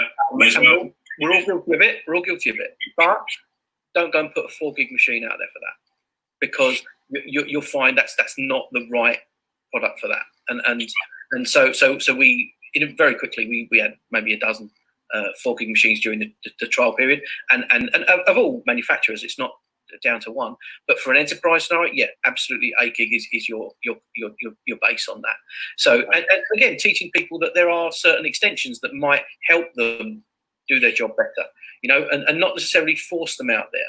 It's not always, you know, we had things where we were forcing out specific web pages, but you have to stop worrying about that. You have to let people get on with what they want. You can manage the extensions, obviously, and it's prudent to do so, but give people a modicum of flexibility. And sometimes come up with amazing ideas. You know, from the whole, you've got, in our case, you know, 1,100 people all out there doing their job, and someone will find something that's great. So to give them a little bit of flexibility like that was great. But yeah, do be careful with memory, and do be careful with what people are using on the machines if you give them that flexibility. Yeah, and I think going back to your ROI story, hopefully that will enable you to spend a bit more money on the devices up front to get the you know, the higher end, the beefy machine. Yeah. No, absolutely. Yeah, I mean, but they still are half the price of a Windows. Yeah. So what about the future? What's the future for Chrome inside Third Bridge, do you think? I thought you were going to ask me for the future full stop. I don't think any of us know. It's possibly not the future that we all thought. Certainly not at Next last year when we were speaking. That's for sure. But as a business, we are able to just ship out machines, and it's made it incredibly slick for a solutions department as we are in London. We have similar in New York, similar in Shanghai, and for each of my colleagues in the same situation as me, we can now just get it done very, very quickly, and at volume, and in a very short period of time. So in the event that we take on 20, 30, 40 new starters in June, July, whatever, very quick, very, very simple. In terms of looking at the bigger picture, there are people paid a lot more than me, Mike, that still are scrubbing their heads on that one. So I think it might be above my pay scale. Good answer.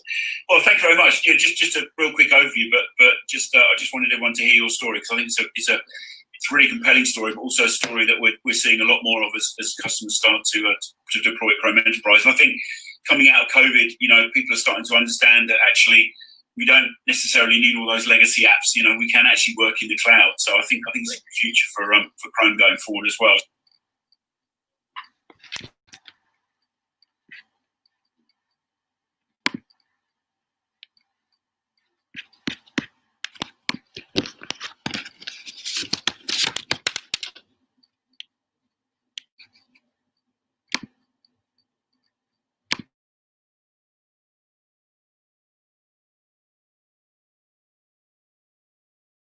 He unfortunately did experience a bit of a technical difficulty there, so do bear with us on that one. It all seems to be back up and running now. What we will do is share that fireside chat after the event's taken place. We'll make things available on demand, so you can watch that back as well. I think we might have lost some audio there at the start, but it was a good chat, and it was good to hear from Michael and Paul on kind of enabling remote work and those things to consider when doing so. We're now over to a presentation from Kenneth Lindegaard. It's the final presentation before a quick break. Kenneth is former VP of End User Enablement and Productivity at IKEA Group. In this presentation, Kenneth will reveal more on the outside-in transformation in place at IKEA and the approach to such transformation, moving away from the typical patterns of transformation. Once the presentation does finish, Kenneth will be joining us for 15 minutes or so for a quick chat, a Q&A session. So again, if you do think of anything during, just send it over in the chat and we'll get the answers put forward for you. So without further ado, we're going to move on to Kenneth's presentation now. Hello and welcome everybody.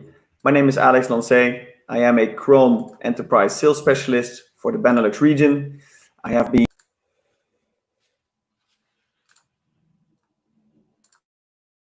Hi everybody, my name is Kenneth Lindegaard. Super pleased to be with you guys today. I am speaking today in my previous capacity as VP of End User Enablement and Productivity at IKEA, also having worked with infrastructure devices and collaboration tools at IKEA for a good 2.5 years. I'm actually starting now in a new industry in pharma, so super excited about that. But I also have a background within banking, FMCG, and been within management consulting.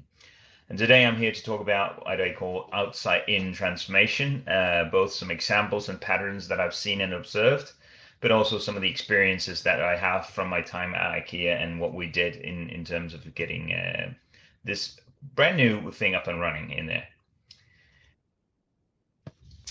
So today I'll talk a little about some of the typical transformation patterns, some of the main reasons why we see these many digital transformations out there.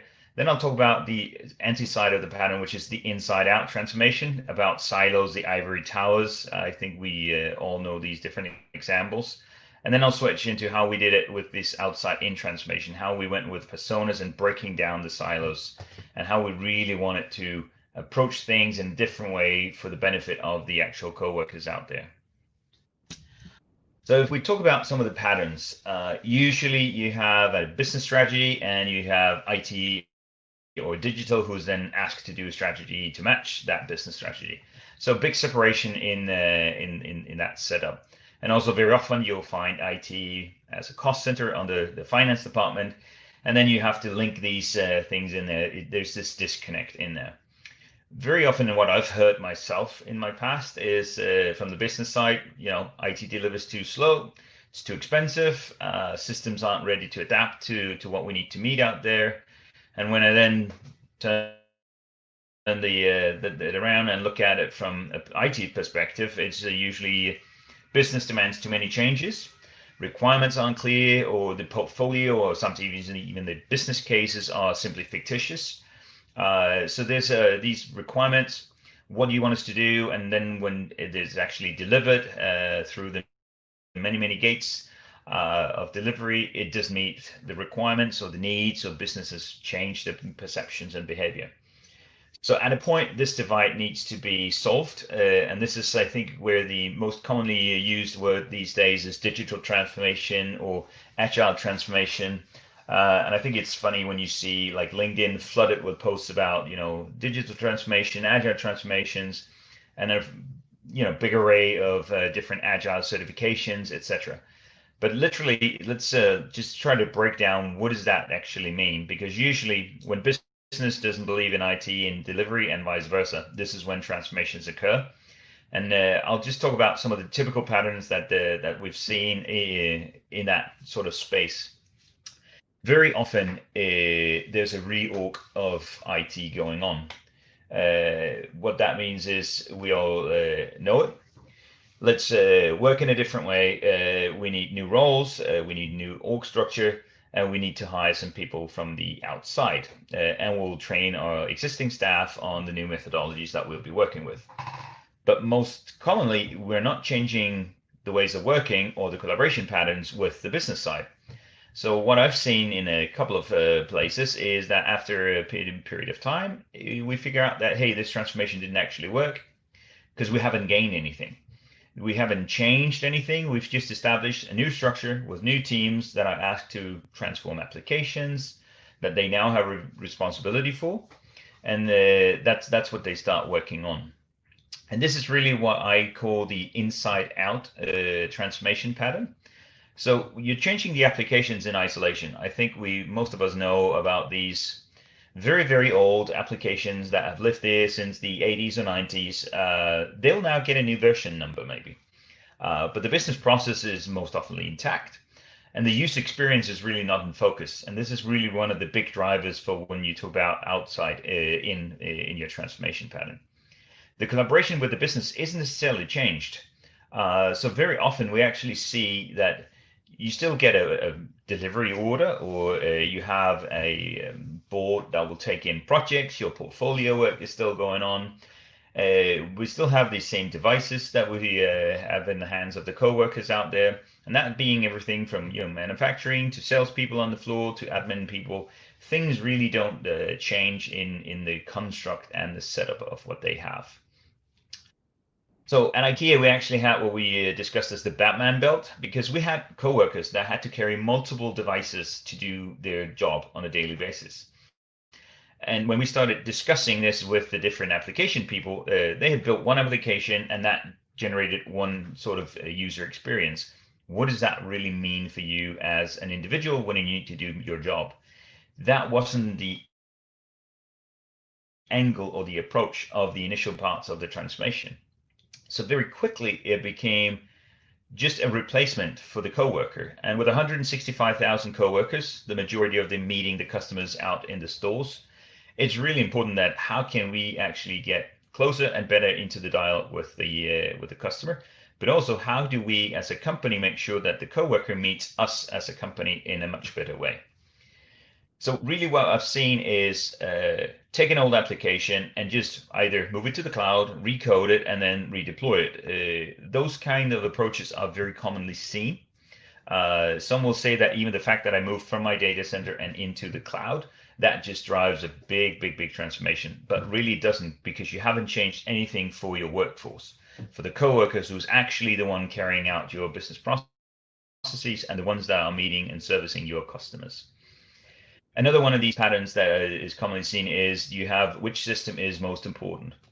So we all know the sales system. They obviously believe that they have the most important process. You have the supply chain that has their processes. But how do we put that from thinking about the isolation silos and processes that each of the tools carry out into arching that across for all the coworkers? So what we found in the discussions initially with both sales people, but also with HR, is we have a disconnect in how we perceive the coworker and how they are impacted by the solutions that we actually deliver out to them. So you could have an application team that said, I'm here to create a mobile enablement of the coworkers out there to do sales, to take orders, etc. So I will create an application and I will deploy that on an iPad or a similar tablet device. And then that would be the experience for that. But maybe that was the only application that ran on that particular device, because the rest of the application, they still ran on terminals or on mobile phones or whatever other form factors that we would have out there. And that just generated this Batman belt scenario where too many were confused. It also meant something about onboarding. how fast do we actually onboard coworkers? And we know that at IKEA, we had a lot of younger employees that were working there for a period of time before going off to universities, etc. And you cannot have something that takes weeks and weeks to get people onboarded. So again, you're back to how quickly can a person understand the landscape of what I need to work in. So this is why we actually starting quite a bit of work with, in particular, HR. How do we truly transform something for the benefit of the 165,000 coworkers out there? And that's what we labeled the outside-in transformation. So wanting to flip the picture and really put the coworker as a starting point, we discussed 6 persona types, more or less. So, you know, from a salesperson to an admin person to a warehouse person, etc. What does that really mean? What is, you know, the user experience that became the driver? How do they meet the customers? How do we want to meet them as an employer and vice versa? We discussed with retail. How are you looking to change your ways of working and the touch points that we have in the stores? Everything from digital signage to the device that is in the hands of the coworker. Do we want to have more mobility? Do we want to bring people over to a kiosk station? What's your end game, and what is this that we need to basically support? Then we enable full collaboration capabilities for the entire organization, every single coworker. So everything from, you know, video meetings to emails to the whole lot, everything at the palm of the hand of a coworker, irrespective of which device they had. We also tried out a whole series of new devices to reduce the number of touch points, to eliminate the need of the many devices. What is a form factor and a type of device that really works well?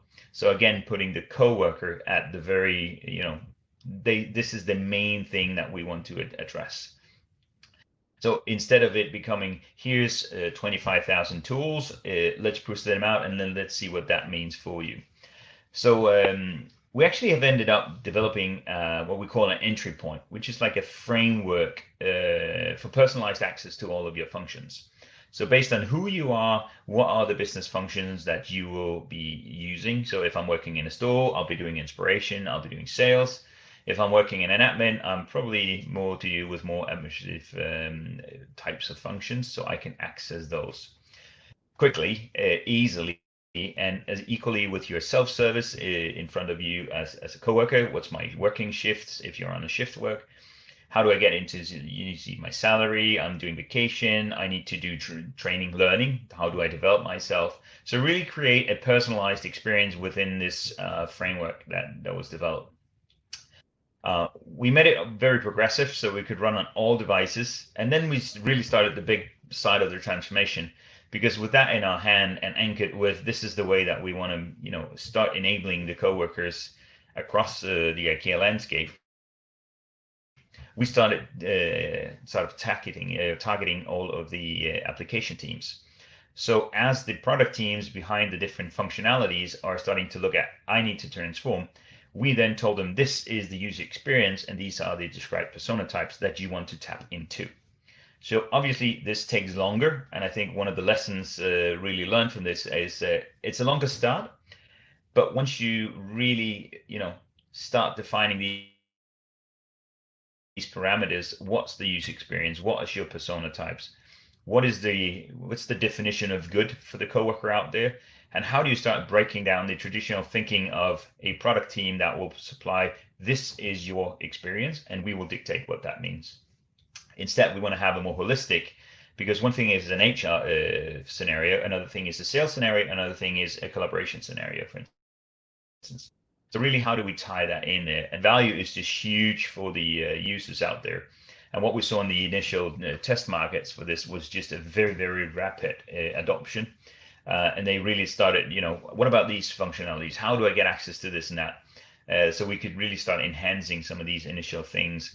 I mean, this is a longer bit of transformation. When you transform a big estate of application, it takes time. But the good thing is that everything ties in now to what is the great experience for the coworker, and not how do I sit in my little bubble and transform my application A from what it was to something which is maybe hosted or written in a more modern language. But really, workforce or your coworkers, they become what you want to enable, and you want to empower them to do great out there. we had a first conservative goal, which was we want to give back 5 minutes per day of wasted time. That could be, switching from devices, the way you log in. So things we addressed was, what's your identity? How do you get access, and what are your accesses, and how do you apply for them, etc., across the application? So really focusing again on the user, and then putting the different types of technologies in place that would support that experience. The initial stages, we had 3 markets that came out, and then all of a sudden the whole COVID-19 kind of came. So even bigger need for now enabling people to be able to access anything they need to do the job, even though they might not be in the building. And obviously, if you have applications that requires you to have a managed device sitting inside the network, these are some of the things that will pop up very quickly on your radar for something that you need to start looking at transforming. Obviously not done at all, and just having left the organization, it was really clear that this framework is really kicking off. A lot of applications are now building in, so instead of them building, sign on, whatever, they just need to build into an access management portfolio, basically. What is an access to my source of functionality? And then they could just focus on building that value for the customers, because the framework would tailor the entire thing, having single sign-on, having the great experience, and being able to merge content and functionalities from different areas into the different views, and testing it out on both from mobile phones to tablets to traditional laptop screens, has really just shown how important it is to put the coworker in the driver's seat, and have them as the focal point for what you do when you start redoing things. But none of this could have happened if we hadn't had the conversation and the collaboration with HR, with the retail organization, because we could have sat there and thought about, great, I have a laptop, I'll make that available and push that out to every single coworker. But that wouldn't necessarily meet the target and the needs of what they want. It wouldn't necessarily meet what the different applications would need. So they would maybe need, different types of devices to be put out there.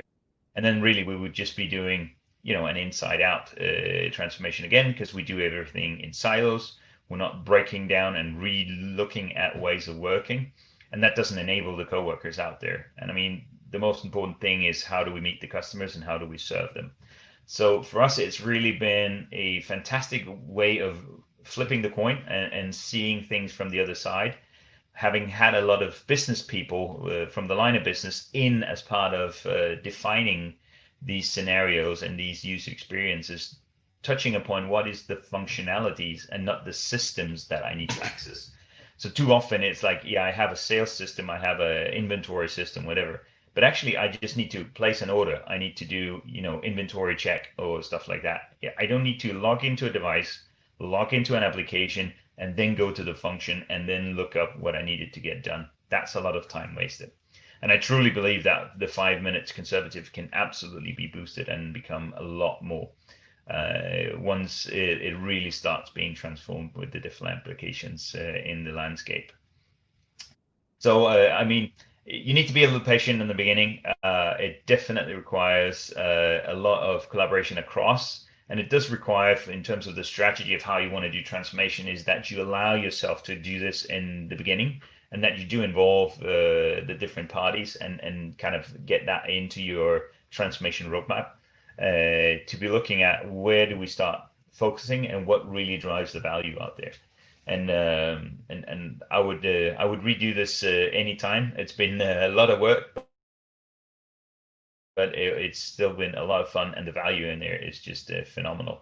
So really, I can just encourage people, break down those silos and start seeing it from the user's standpoint instead of the traditional application or silo or whatever you want to call it standpoint. I think we've seen too many areas and too many companies that have tried this, and again, after a few years, they just the digital transformation failed. We didn't get to anything. Business is still not happy. But here you can really start showing, because it becomes innovation together with the business. And it actually earns you a seat at the table. So being greeted in a different way out in the organization and being welcomed in as part of these discussions about how can you all of a sudden bring technology as part of developing the ways of working out there is just very rewarding. So that was a picture of what we've done and what I've played around with for the past couple of years. I'm now going to be available for Q&A, so look forward to hear your questions and hopefully be able to answer them. Thanks.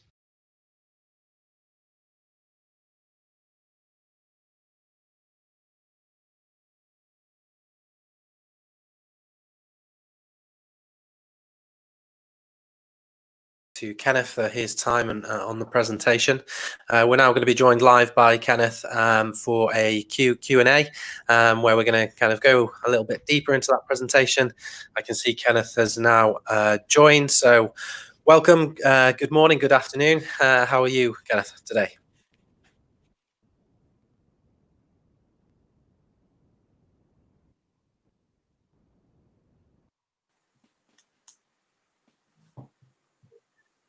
Good morning, Kenneth. Can you hear me? Okay.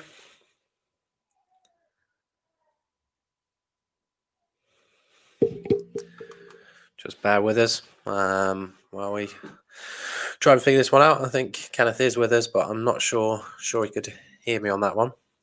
So hopefully, if you could just bring in your mic and camera in again there, Kenneth, and hopefully we can get the live Q&A element up and running.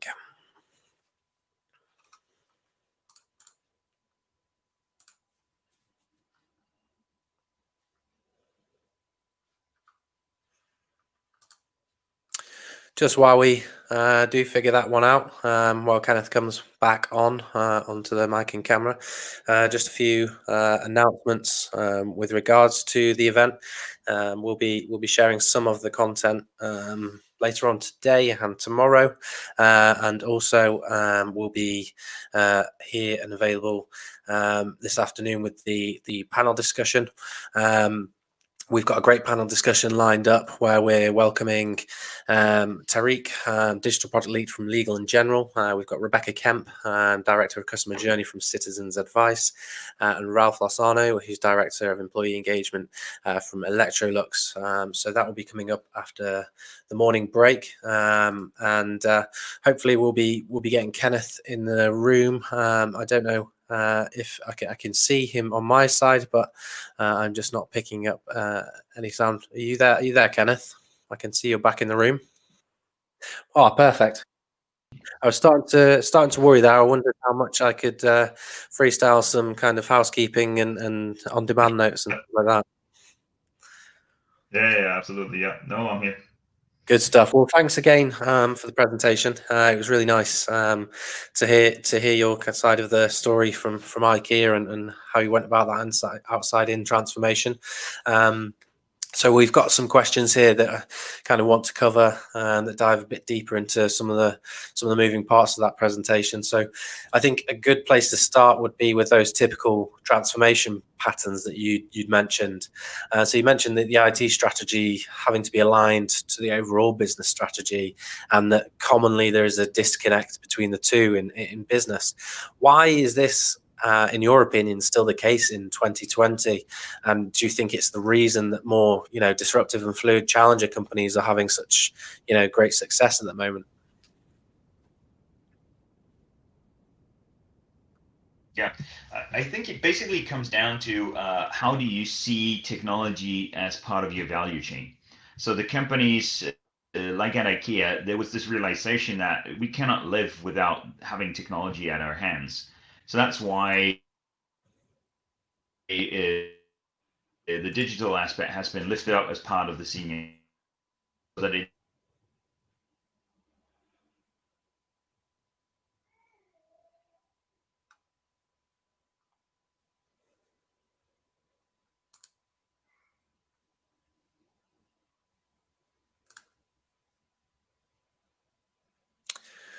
Looks like we might have lost Kenneth there again. Apologies for this. I think there's a connectivity issue on the other side there. We'll just give it a minute. I think Kenneth is back with us. Apologies for this.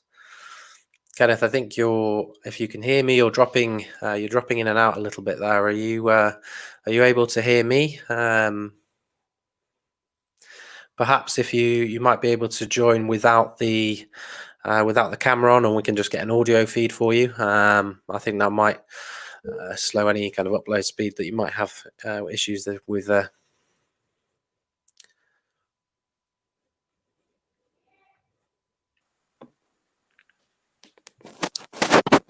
You guys hear me? Hi, Kenneth. Can you hear me again? No. Yep. Yeah, I can hear you.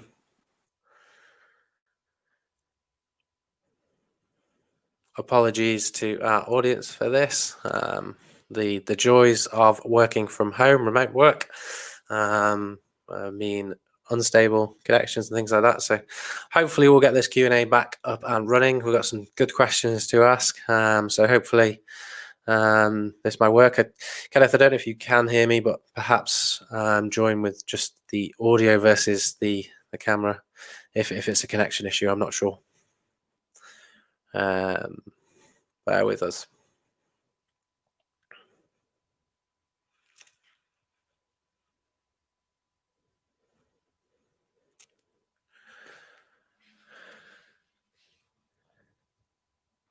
Kenneth, can you try just turning the mic on without the camera?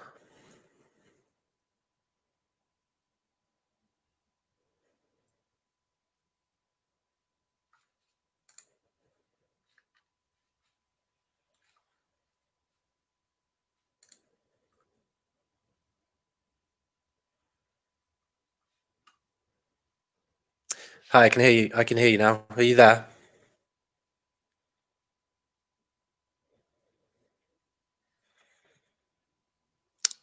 Again, apologies for the issue here. Hopefully, we can get Kenneth back in and answering these questions. I can see he's in the room. I'm not sure whether he's up and running on the side of the mic or not. I am. Do you hear me from now, Chris? Yes, I can hear you. That's great. Thanks for doing that. I think it might be a bit more of a stable connection if we just do the audio feed from your side, if that's okay. Apologies on that, but they've been digging around with our fiber in the road for the past day, so it's been fluctuating a little, annoying. No worries. It happens. I mean, I've mentioned it's the joy of working from home right now. Our infrastructure's changed, and we're having to rely on our own personal connections and things like that.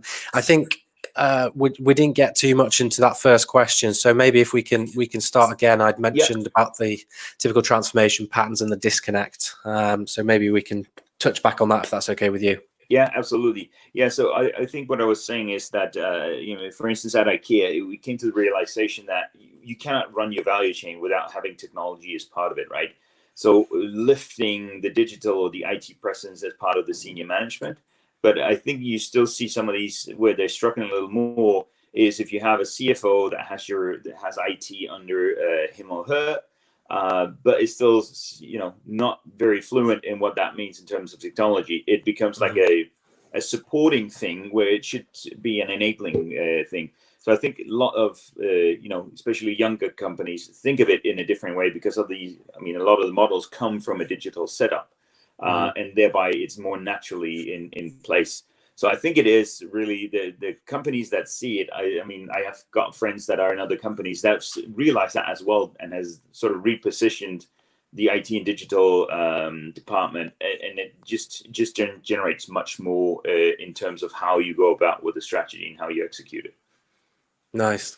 And then going towards the employee experience, it's often overlooked in some organizations that are completing these, the typical pattern transformations.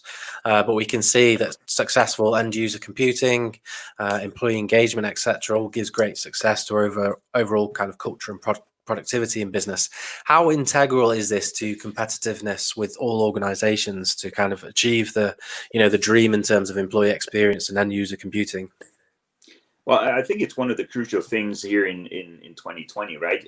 Young generations coming out, they have a lot of expectations because what are they used to in terms of both devices and the collaboration experience? And I think the more traditional approaches are the ones that are struggling a little to this.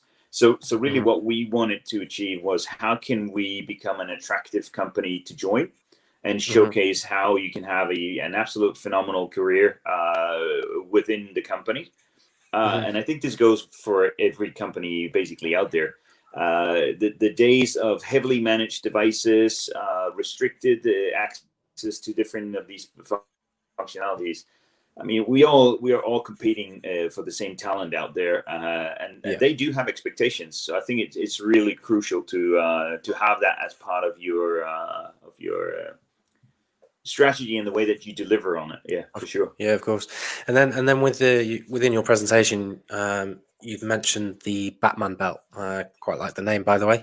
But you'd said about multiple devices for co-workers. How important was it to kind of minimize these, and what was the process to do so in kind of just streamlining things and things like that? Yeah, I think why it was important was, I mean, it's not very efficient, right? So having to work with multiple devices, it could be just, if I'm on duty in a store, I would carry a phone for that. I would have maybe a laptop with stashed somewhere. I'd have a tablet. I would have another mobile phone or something like that, and I would physically have to walk and hand over to you. Maybe if you were taking over the shift for on duty call or so forth, right? So really, it was how can we tap into. Also, how would they want to work? Because, I mean, we have a lot of innovators when you look out in the organizations, because they know what's bugging them today, what's making them not as productive as they could be. So really, it was also to listen to them. So we went out physically into the stores, interviewed them, followed them along for a day or two. In IKEA, we have something which is called line days, where you basically go out and you follow some different roles out in the different organization parts, which is super useful to getting that input. So I would say it was really important for us to get closer to everything at the palm of your hand principle to the extent possible. But we also know that a lot of these business processes that maybe require physical paper or whatever, how can we work about those? So really, again, from the outside in, how do we put ourselves into the mind of the coworker and really make a great experience for them? Nice. And then also within the presentation, you said that the outside-in transformation from IKEA came from conversations with HR and began with, looking at the employee working backwards, which is a great way of doing it. This obviously isn't part of a typical transformation pattern. How did IKEA move away from this kind of thinking, traditional transformation, to achieve that outside in transformation? Was this an initiative led by senior leadership, or was it more of a demand from frontline workers and a cultural aspect to the business? I think it's actually a combination. I mean, what I loved at IKEA was that you talk about having everybody as an entrepreneur. Everybody has a lot of ideas, a lot of innovation comes actually from the coworkers out there, which is just absolutely phenomenal. And I mean, from a digital standpoint, we should be enabling that innovation.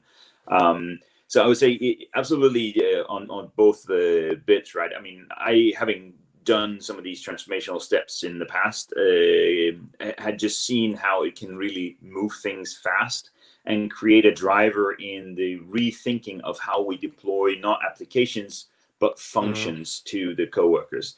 So I would say it was definitely on both sides. Everybody wanted the change and we're longing for it, and leadership came in and allowed it to happen, which is why it actually at all had the chance of moving. Nice. And then looking closer at kind of remote work, over the past few months, it's become essential and mandatory for businesses, with the pandemic forcing organizations to into many different transformations that they wouldn't have considered before, but maybe should have been. What do you think? And I think I positioned this question to Asher from KLM earlier. What do you think larger companies will struggle with the most when implementing new ways of remote working, in the sense of things like security or things like that? What are they going to, have challenges with, in your opinion? Yeah, I think we're again comes back to the traditional way of how is your application landscape available for the coworkers. So if you need to, connect to a VPN every single time because your applications is only, working on the inside of your network, etc., that is going to be a struggle, because what about VPN capacity, etc., right? So we had luckily already a good push for a period of time of making them web enabled. So how can you get through different types of gateways so that you're not depending on having to VPN in? I mean, if I'm just working with my collaboration tools, email, etc., I don't need to connect to the inside network. So I think that where you will have the challenges will be if you're still set up with this need of having everything on the inside and not having the ability of accessing from outside, because now it's no longer just work from office or work from home. It's basically work from anywhere. So I think that's going to be the biggest kind of thing to tackle. I've had many discussions with peers and other companies that are talking about how they're stressed on VPN capacity, number of simultaneous connections, etc. And that shouldn't be a thing to discuss, really. It should be other types of scenarios that we should be dealing with. Nice. And how critical is end user computing for an organization right now, as in successful, well implemented end user computing? Well, I think, having both the traditional managed devices, as I believe many companies still have, we were working quite heavily on something that we called light managed, where you basically, and we'll come to the previous bits about the presentations on devices as well, right? Is how well do you manage your own device and how quickly can we actually reset your device? And how do we put the security layer on? But we don't, just pushing out security updates or patches or whatever via VPN out to people's computers because they're sitting from home is cumbersome, right? It takes time. What if we just utilize the fact that all these things are built in and then we just manage different layers? I think that also gives a more smooth experience for a lot of the end users. So it's something that was being worked quite heavily on and being tested out. Majority is still sitting on the usual end user computing experience, and it works to a degree. But then you can talk about split tunneling, etc., to still drive that as good an experience as possible. So I think it's going to be, if you have a crappy experience, how can you go out and have brand ambassadors as your coworkers to make sure that you can attract the new talent? So it's something that has to be in place. Yeah, no, that's a good answer.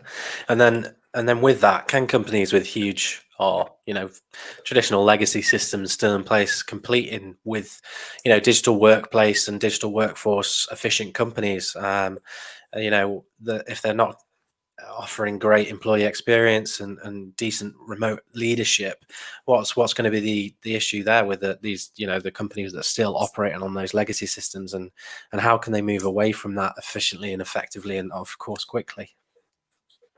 But I don't think that just because you have a huge legacy state that it discourages you or disenables you to actually do that. Absolutely doable. Taking IKEA, a massive company, 50 different countries, many co-workers that all of a sudden had to work from home. We were doing it, even with an estate of a lot of legacy, what you would call legacy applications, right? So I think if it's just part of your focus and part of what you're trying to enable for every single one, and try to look at what is best practice in this and how do I stop inventing some of these things myself, but actually start adopting some of these patterns of how people work and how they expect to be able to work. And then you start changing your either applications or your processes or whatever that allows you to do that. I've had no problem having, from virtual meetings to accessing applications, even though I was sitting from home as well, and across continents, etc. So it is absolutely doable. And I think a lot of companies have now come to the realization that this is maybe something that's been overlooked. COVID-19 has really put this on the forefront of how do we make sure that coworkers sitting from home can actually still do their job and be productive, but can also still get in touch with everything from customers to their colleagues, right? And just going back to IKEA as an example, how long ago did IKEA kind of start implementing these changes, this outside-in transformation? When did that kind of begin and become a focus for the organization? I think when I joined 2.5 years ago, almost 3 years ago, it was there was a lot of discussions about what would it mean, etc., and we kind of fueled that back then. But really, the big push, for instance, the global enablement of collaboration tools, that was done in 6 months. So over the fall of last year and into the beginning of this year. So luckily, we had it in place before COVID-19. So it took us 6 months to roll that out globally to every single coworker. And I think really it's the devices bit's been working on in parallel, but again, it comes back to if the applications aren't ready, but we wanted to have the foundation ready that tied into the experience that would allow that whenever somebody redesigned or rebuilt or transformed applications, or even that we could still access the legacy landscape from the new device experience, so that we could gradually do that over time. But it's something that will be a journey over the next couple of years for sure. But I mean, at given time, we could still have everybody working from home and still be able to connect to everything. Nice. Well, I think IKEA, as we'd discussed on previous calls, go by that mantra that they create a better everyday life for people, and it certainly looks like they go by the mantra internally for those co-workers. So sounds like you had a good time working in a great organization and with good infrastructure in place, and something that they were constantly focused on. Yeah, no, absolutely. I mean, creating a better everyday life for the many people is what has led IKEA to be what IKEA is today, which is just phenomenal.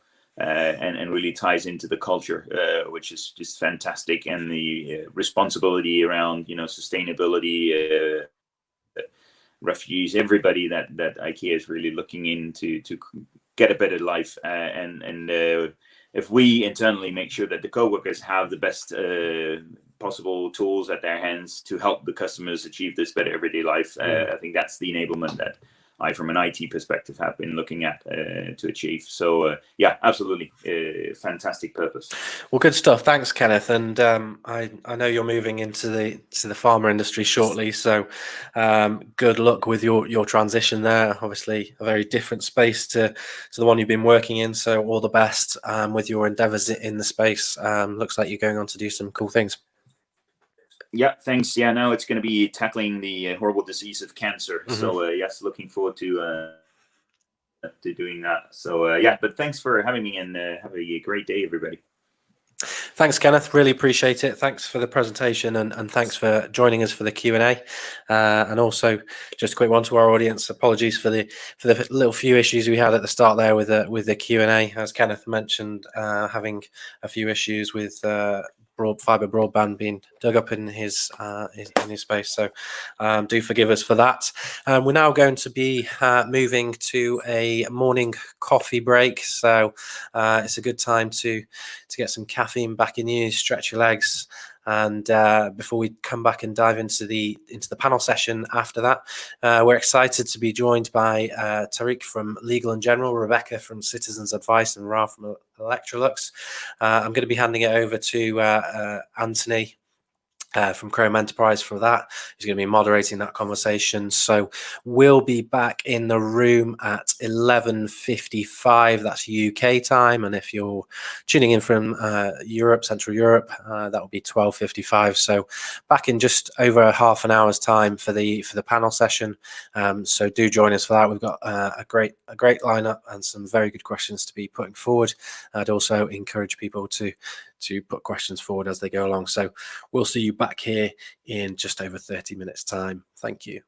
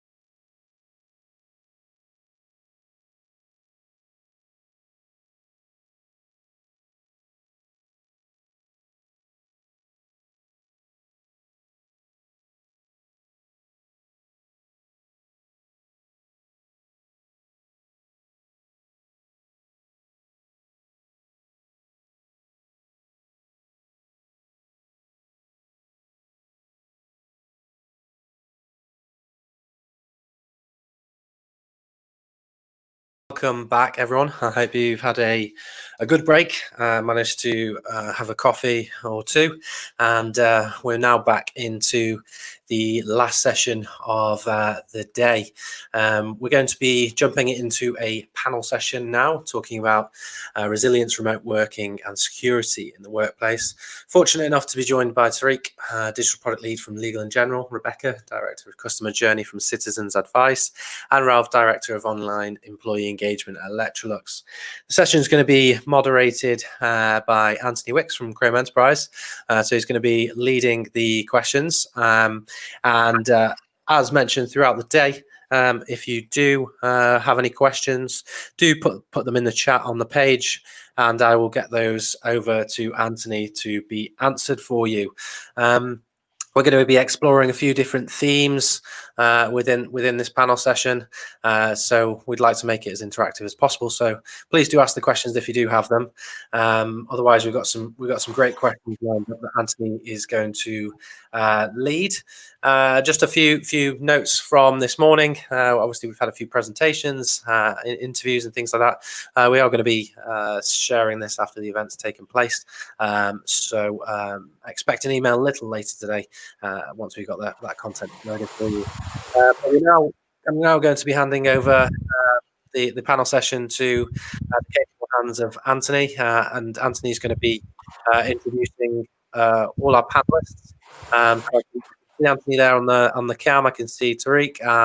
I'm just waiting for Rebecca and Ralph to get those cameras on and join us. But perhaps I will ship it over now to Anthony, and maybe you can get an introduction from Tariq while we get Rebecca and Ralph back online. Perfect. Thanks, Chris. Good morning, barely everyone. Anthony Wicks here from the Chrome Enterprise team at Google UK. Pleasure to be here. I hope you've had a good set of sessions so far. A little bit on myself. I've joined Google 18 months ago. I've been working in end-user computing for about 5 years or so now. Prior to Google, I was at Microsoft, so very much leading on the other side of end-user computing there. And yeah, I largely work with large financial institutions and manufacturers in really evaluating what end-user computing is to their portfolio. So it's great to be here, and I'm joined by an amazing panel. So I'll let the panel introduce themselves, and then, as Chris says, if we have any questions throughout the session, feel free to raise them, and we'll bring them up for the session. And if you do have a question for a particular person, feel free to mention that as well. That would be really helpful. So with that, I'll hand over to Tariq to introduce himself, and then perhaps Rebecca, and then Ralph. Over to you, Tariq. Cool. Hello, everyone. I'm Tariq Mayona. I'm the Digital Product Lead at Legal & General. Legal & General are a large financial services organisation in the UK with offices in North America and also in Asia. We focus on financial services products from retail investments through to retirement, insurance and pensions. And we also build houses, believe it or not. So we have a large homes building division as well, which fits in nicely within the retirement space. So yeah, lots to do, large digital portfolio. My focus is mainly on the digital workforce and employee experience, because with all of these businesses is trying to build a common and innovative future thinking employee experience. Fantastic. So Rebecca? Hi everyone, my name is Rebecca Kemp and I'm Director of Customer Journey at Citizens Advice. Citizens Advice is a network of 280 independent charities, and our aim is to help people solve their problems, find a way forward, whatever is troubling them. It can be things like benefits, like employment, like housing and debt issues. So of course, COVID has been quite a roller coaster for us in terms of the changes of problems that people have been experiencing. My role is to lead the customer journey team. We contain digital, design, content experts, and like lots of you, we've been getting used to remote working over the last few months. Thank you. Ralph?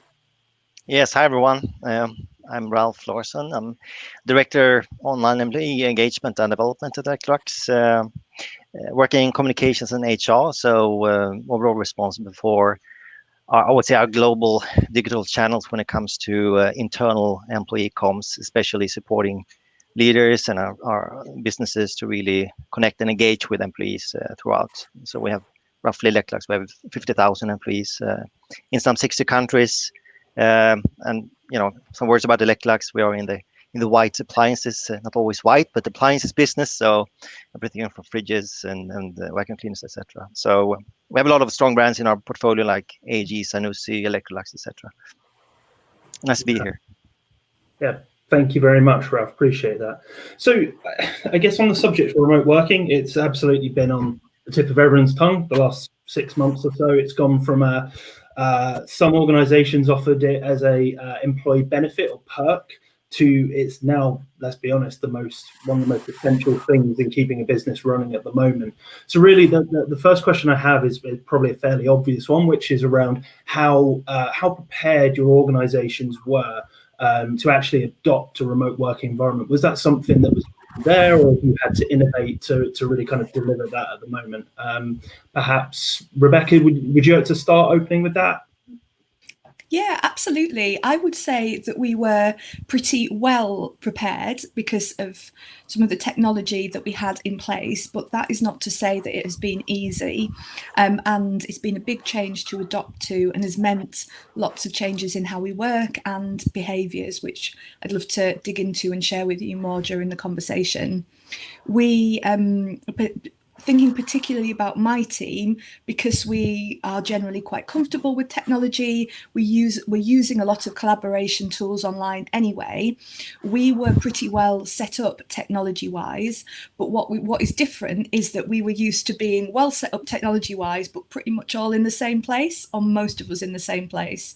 So it's been a real change for us to start using that technology when we're all in different places, to figure out how we collaborate when we're not in the same place, and how we keep that sense of team and togetherness when we're working remotely. So I would say pretty well prepared on the technology. When it comes to my team, what's been new for us is the behaviours that we need to adopt to work remotely successfully. Brilliant. Thank you very much. Yeah, and I'm sure we're going to go into it a little bit more detailed as the conversation goes on, but that makes a lot of sense. Ralph, Tarek, sorry, would you either of you have a comment as well? I just echo what you said here. So I think we were very much ready when it comes to technology-wise, and then I think what the pandemic did was to speed things up in terms of user adoption, and we were forced to really start using the tools that we had for years. So I think it just speeded things up, because suddenly we were, we had to use Teams, so we had to be, using our digital tools in a new way when we connected to our colleagues and working remotely. So I think it just speeded things up, but we were very much prepared, I would say.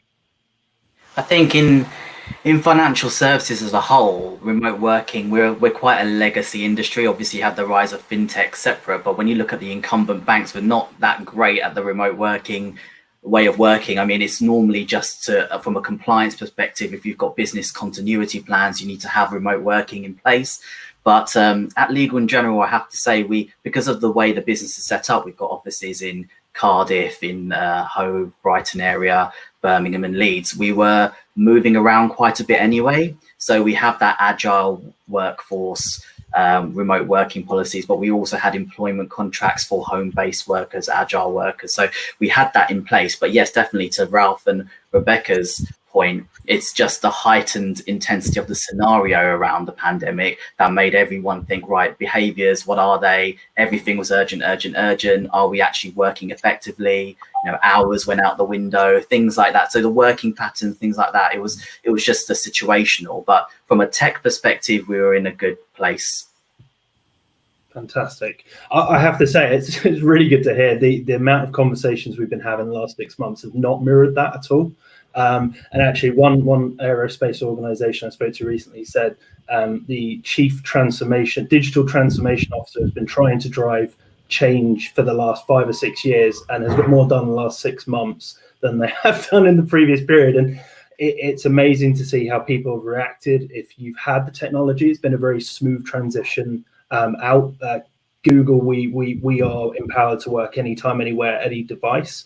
So for us as a culture, it was a relatively straightforward switch. But for so many organisations, they've had to really seriously invest, not just in locally, but like across the globe, providing devices to users who previously they could never justify a device for, and it's been a real challenge. And to your point, Tarek, the financial services, you're absolutely right, and there are requirements, industry requirements, why things have been slightly slower to adopt certain technologies like the cloud. But it's been really interesting to see that transition happen.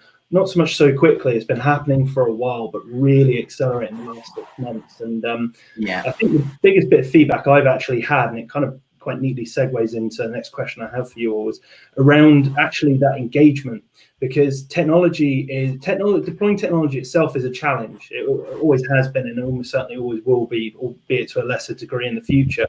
But really engaging employees and fostering that culture of collaboration is a real challenge. I know my leadership team have been constantly trying to engage us with things like baking competitions, things like virtual drinks and things like that, and it's hard to do. It really is hard to do when everyone's everywhere. So I guess my next question for you is, in terms of the hardware, the tools, the technology you had in place, how has that been able to drive employee engagement and really foster that community spirit? I'm quite interested to hear from Rebecca and Ralph on this, because obviously, Ralph, you're in the HR space, Rebecca, you're in the customer journey space. But from a digital product perspective, it's interesting because this is the biggest experiment where we've been able to show that it's these layers of, it's not just the tech, it's not just the product and the journey, it's how you do the messaging, it's how the nudge theory, the sentiment, all of that. There's so many variables here. And what we found is that you can't be very parent-child, if that makes sense, as an employer broadcasting one way to an employee. It's suddenly changed. So if you didn't have the two-way communication where you actually had a loop with your employees already, and if you were literally just broadcasting out as the voice of the employer once a week saying this is our news, and if you didn't have that, it must have been a big change. I mean, for us, we went through a change in that particularly, but it's really now organically become very informal and two-way and very authentic, and I'm sure you can both add to that. But we found that we had to change our communication style, the frequency of communication, the channels in which we do that. It was a real shift for us. If I may start, Rebecca, I think what we did very early on, I think we created a task force within HR, comms, and IT, because I think we need to work closely together to support the business here. So we started by providing webinars throughout the company on everything from how to communicate, in a virtual setup, how to work as a manager, how to connect with your teams, etc., in a good way, and with a few different topics with a huge take up. So I think that was one way to, and of course, getting input on what are the pain points that we need to address. So it was not about technology, because I think that's, of course, it works a few glitches in the beginning, but I think it was more around how to really utilize it in the best way when we can't meet physically, because usually, right, the biggest piece in the communication is body language, and you lose that if you're sitting in a virtual environment. And how can you compensate that when you actually have a virtual setup? So I think I think we've been exploring a lot, and we've been evolving everyone from our group management also to showcase, ways of working and in a fun and informal way, because I think we should really stress it's about us, right? Working smarter together. So what you say there, Ralph, really resonates with me. And one thing that my management colleagues and I have been working on in the customer journey team is about how do we actually keep continuity with some of the things that we've always been doing, or we've been doing for a while as a team. Because I think the temptation can be, you know, when we're working remote, especially at the beginning of the pandemic and where we were in the strictest lockdown, where everything was so overwhelming, confusing in our lives, never mind in terms of the clients that we're dealing with who are also experiencing a lot of challenge and change. I think there can be an impulse to just sort of hunker down and maybe stop doing some of the in-person things that we've been doing. But what we decided to do was kind of try and keep those rhythms in place for the team, but change them for an online environment. So we had every month we would have a kind of all hands meeting in person. And we've actually kept that, but we're doing it now online. It's shorter, it has more breaks. We try and mix up the format as much as we can in terms of videos and polls and group discussions and as much as we can to try and create time for people to be together. And also now we specifically include things that that actually try and foster people being together, but not really focusing on work so much. So we will include in those times, you know, people to do activities, but they're, you know, they're pretty casual, pretty informal, to try and let people have those kind of moments that they would have had in the office that they're not so easy to get now. We did find some gaps actually to that point. So we found like you might have the hardware that gets you online and the remote setup for you just to work. But we missed that, to your point, those natural collisions, those organic collisions you get in the office. And we found that actually, even though they're borderless now, that we're all virtual, there's no kind of physical borders as such, which opened up doors. We did find that people did start to work a little bit in silos, and to your point, hunker down there, Rebecca, what you said there. And we found that we had a gap in that space where we could use virtual whiteboards, which we didn't have in the organization, where we're trying to get people to ideate more, come together, share ideas. So we had to very quickly spin up new technology to help productivity in that space. And those are the nuances that throughout the months and even now we're trying to find, how do we make these tools more day-to-day friendly? How do we enable people to turn those ideas into outcomes, especially in an agile way of working? We had to move everyone to agile, and we've got quite a large workforce that are multi-generational, very different workforce. So we've got people who are digital natives, people who aren't, and it's how do you get them all operating at a benchmark level? That's the biggest challenge, I think, for remote workers. And one more thing, I think it's very important that I think within HR that we do send out, we send pulse surveys, so we regularly kind of, you know, check with our employees, you know, are they, you know, how is their physical health, you know, how do they feel mentally and engaged, and if we can spot things early on. And it's also a way for employees to really, you know, shout out if it's anonymously, if you know, something is not okay. So I think for HR, I think it's even more important that they you know, work constantly with employees in smart ways to pick up those what is happening out there. Really interesting.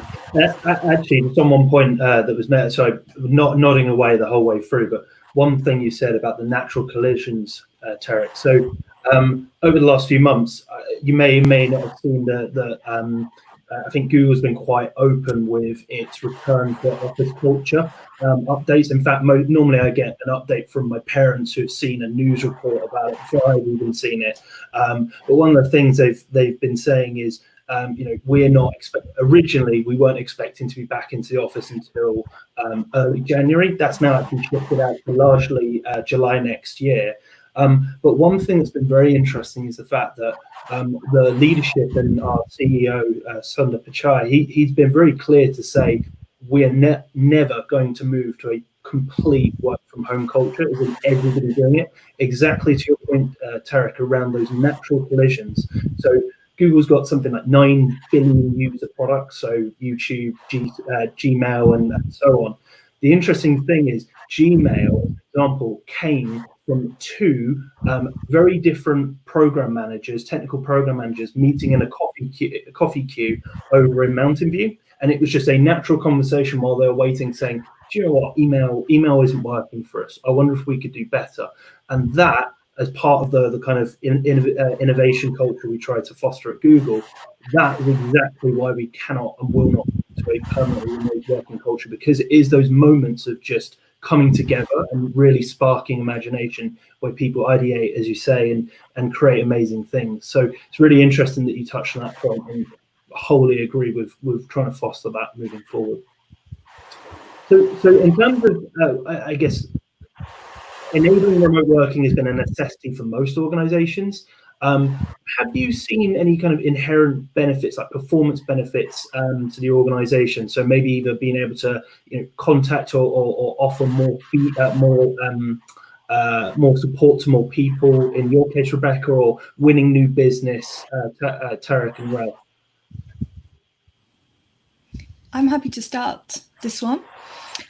So yeah, we've seen a pretty substantial increase of use of our digital advice. So citizensadvice.org.uk, we provide advice on all sorts of topics that's designed to help people kind of in the moment when they have a problem. It's very actionable, the kind of content that we provide there. And we saw an increase very quickly of about 40% use of that year on year. And we also saw the topics that people were looking for changing very rapidly. So and what digital and agile ways of working let us do was really respond to things quickly. And when I say quickly, I do mean quickly. So we would see a spike in our traffic between 5 and 9 p.m. each evening, which is after the Prime Minister had given his address, which he was doing nightly to the country in the early days of lockdown. We would see people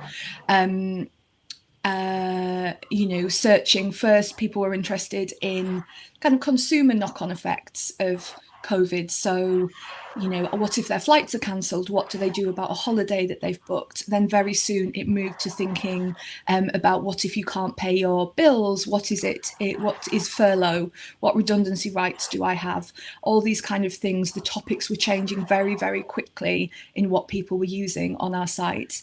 And because, of course, digital technology can scale in a way that we can't scale face-to-face advice, particularly in our current circumstances, that was a great benefit to us in that we were able to help more people and keep helping them through the pandemic. Looking internally, for me, there's been a bit of an unexpected benefit, and that's to people who have long-term been home workers, some of whom I have in my team. And I think a challenge for being a home worker when you are in an organisation that isn't predominantly home working and is mainly office based is that you can feel perhaps a bit cut off. You might always feel like you're the kind of odd one out in a meeting, or be the one saying, hang on, I can't hear what's going on in the workshop, and so on. And what we've found is that for our home workers, they're feeling much more involved and much more like they're participating from a position of equality with the rest of the team now that we are all remote. So that's kind of two benefits for us, for the service we provide, the way that technology has enabled us to scale, and the way that agile and digital ways of working and user-centered design have let us respond very quickly to the changing needs of the population. And secondly, internally, the fact that our home workers are feeling much more that like they're operating on an equal footing. Fantastic. All right. If one big change is that I think the Stockholm food menu for people working at the headquarters is no longer visited because no one is eating in the cantina. That's one obvious one. No, but kidding. We see big, I think, increase, of course, in using the digital tools. So some of the, for instance, we use Teams for meetings and and chatting. We see like a 1,300 percent increase, or just over the last couple of few months, right? So I think, of course, that's we use it a lot. What we also do, and we see an increase as well, is that we have some public Yammer groups where we connect with employees regarding questions and how to use the tools, and we recently started a kind of a pilot community where anyone can sign up to be a guinea pig when it comes to new technology, because we're moving faster and faster. And there we see a big increase of willingness to participate from all the countries. So don't see that many tickets, but it's more of a dramatic increase in using the tools and also willingness to participate and learn it and be advocates locally where they work. So I think that is great. I think also from our perspective, we've got very separate businesses, and they're almost like independent businesses running with separate operating models. Whether you're in investments, insurance, or retail, pensions, or construction, it's all very segregated. And what the remote working technologies enabled us to do is break all of those barriers down, because we don't have those silos now. So COVID response was very much a cross-functional response where we all did that together. The decision making was done cross-functionally, and the remote working technology enabled us to almost delegate decision making down effectively and giving people more autonomy. And I think that's one of the benefits we've had. We've got people now feeling empowered, enthused, and enabled with the technology to be able to do what they need to do. And to Ralph's point as well, we're very Microsoft heavy. We use Teams, Office 365, but we also use things like the Power Platform, Power Apps, things like that, where people can actually create their own journeys without even needing to know code. So they can do that now. We've got the capabilities there for people to just really start making their jobs a lot more efficient and effective. So we've done, in that respect, we've broken down silos. And the second one is the transparency, really. We find that because we're now more online, everything's being done online, and we're communicating more, we really understand what everyone's up to in a bit more detail. We can work more cross-functionally as well. We're kind of getting this whole internal gig economy concept going on here, where I might spot someone's doing some work in a division where I say, actually, we've got people with great skills that can help you out there. And I think that's the model going forward, which we're going to try and explore in the future workspaces. How do we make us more of a pool rather than segregated businesses, a pool of skills that can switch and scale based on the way the business needs us to. And to Rebecca's point on that customer service piece, that was a massive change for us. We have a very legacy contact center style, approach to customer service. During the pandemic, moving forward, it was a lot of vulnerable customers needed our support, especially with their finances and their financial wellness. And we had to enable all of that contact center workforce to work from home. And I'm sure, Rebecca, you've had the same challenge as well. And that in itself is a mammoth task, and that I don't think we'll go back to the traditional contact centers, but it's making us really think about our operating models now. Like with this remote technology, can we start thinking about how we shape our operating models? And to that point, I think that, we don't travel. So I think we have one, it's not a challenge, but I think we need to advocate for, especially for the leadership, how to use the tools for, if you can't meet physically, to have an innovation workshop in Brussels, or, how can you do that digitally, right? So I think that's one challenge going forward, because this is not going away. So, and also we feel that when we look at the result from the Pulse service, that employees really like to work remotely, and in some areas it was not really okay, but now it's kind of a new standard. So I think everyone really acknowledged that this is kind of the new normal, that we will work more remotely, maybe not 100%, but to a large extent, and we actually see some great benefits from it, reduced travel costs, etc. So I would say it's a new normal. Absolutely, and what I'm going to do is I'm going to invoke my moderation powers here. I'm going to flip the next two questions. I think you've kind of segued nicely into the question. So one of the challenges most organizations have said, certainly IT organizations have said about the business, and I'm sure the business areas would say the same about IT, is really both sides engaging each other to really deliver what is a good end user experience. There's always this perception that something will be said, the business will say, I want this. Then the IT team will hear that and either interpret it and deliver exactly what's been asked, and that wasn't right, or it will get misinterpreted sometimes and be delivering something else. How have you seen users, what's the focus been like on the user experience? And also, are you seeing a different style or desire to engage for both parties to engage to really innovate on or iterate on that experience you're giving them? I'd like to go first on this one purely because it lends well to my role. I mean, that's why my role exists. It's basically taking that consumerized customer experience and bringing it inwards. So what I would have done previously in the retail banking space for, mobile app journeys, for example, or, investment journeys, I'm doing that for the employee. And it's really, really critical. And I've spoken about this in many of Chris's presentations and conferences, but it's so important that, for example, if IT roll out a big change like Windows 10, they get everyone on a new platform, they come out with all of this jargon that they expect everyone to understand, like you're going to have a faster processor, you're going to get this, blah, blah. But really, with the employee experience lens, you're actually saying you're going to work smarter, you're going to be able to be more efficient, you can track what you're doing. So really focusing on the user, the employee in this, and that's been brought front and center with this whole future of work piece and what's going on now, because that consumerized experience you get from Google, Amazon, Apple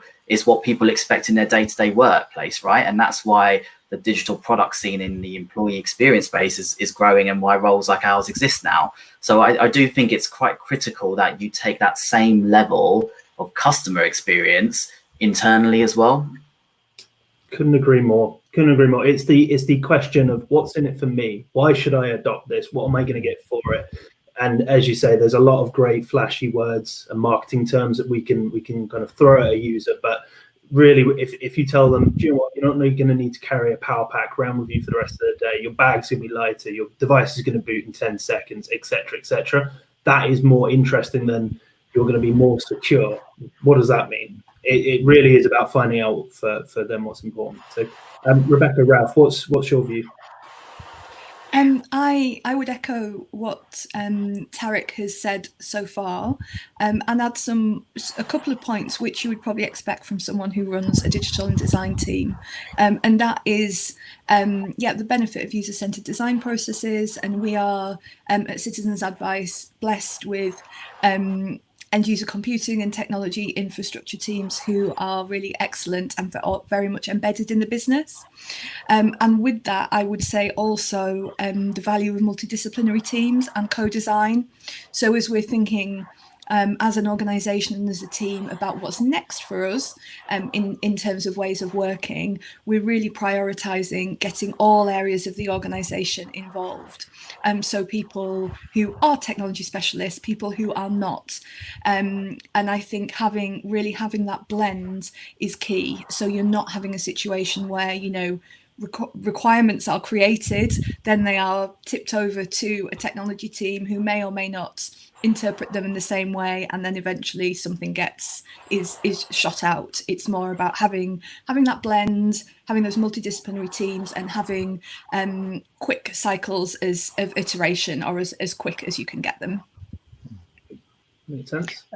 To echo a bit what I think we've been talking about already, but I think using digital like this and working remotely, actually in some ways you get closer to each other and you working kind of on the same.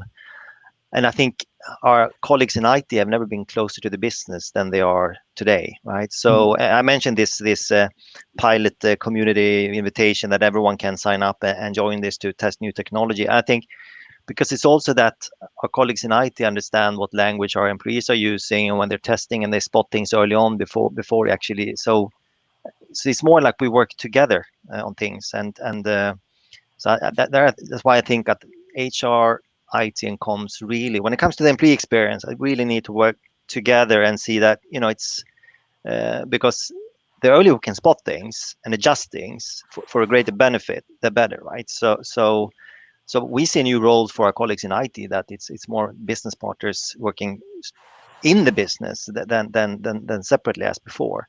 So and of course that goes to everything from user acceptance testing or testing proof of concepts, and it's and we see that employees are more willing to participate now than before, because now it's even more important, and it's also an opportunity to collect with colleagues and join meetings that you not normally join, right? Because you are into a pilot or what have you. So we are social creatures. So I think for me this is a win-win. Absolutely. And I've just had an interesting question in. So I won't read it word for word, but essentially, how are you collectively deciding or determining what's important to a huge broad set of users in different geographies and different roles? How are you identifying and prioritizing what is important to them to fix and improve in this time? Is it surveys? Is it roundtables? How are you doing that? All of that. No, but I think we have a governance set up that IT, comms, and HR. We have an overall steering in the company. We had that for years, so we have a natural way of working together on this, right? So and then we get, I would say, this triangle to steer globally, and then if you can mirror that in the regions, I think then of course you can pick up things faster, and we can take better decisions together, because it's usually not an isolated IT question or comms question or HR question. It's a combined. So that's one thing. And then we do everything from surveys to focus groups to all the ways, and of course having metrics on the daily usage of stuff. So I can quickly go in and see how is the Teams adoption in North America or in the headquarters in Stockholm. We can see that, well, the Teams adoption is actually behind Charlotte, and what are they doing in Charlotte that we are not doing in Stockholm? And then we can quickly, get together and say, wow, okay, you did that. So I think having that measurement piece for the digital tools is super important, and you get that granularity, so you quickly can slice down on the site level and looking into the different channels. And there you also see, I think, the adoption and engagement, because you see where we're starting getting spikes. Yeah, I mean, it's not one size fits all, right? There's no such thing as one size fits all. And we found that the best way to move forward is through principles, having very rigid design principles from the employee experience perspective that everyone adheres to. If you're hitting those as a baseline, you prioritize against those. We make sure that in all of our territories, everyone's aligned to a core set of principles, core set of working, and a way of prioritizing, and that then the nuances will exist within the different territories there. What we do have is feedback loops that we use to feedback in terms of the mechanisms that you've mentioned here, in terms of surveying, or it could be working groups, but we also use very open forums as well. We use virtual whiteboards for things like this as well. So if anyone has an innovative idea, or they've got a problem that needs to be solved, you can go on a very public board that is then triaged and can be worked on in that fashion. So we've got lots of different ways for employees to kind of get information up the loop. But the key for us here is making sure decision-making power doesn't sit too far up the chain. And that's the traditional model. And that's where, if you want to act on these territory-based problems or, bespoke nuances, you need decision-making powers to be further down the chain. And that's all part of the agile principles, ways of working, that you give autonomy to your teams. And I think that's the thing that I think the future C-suite need to think about now, is now that we're in this way of working, you need to kind of think about that decision-making model and empowering employees more to make that change. I support what's been said. I have a couple of points of nuance, which are really about how can we make sure that we're truly working as collectives in our organisation.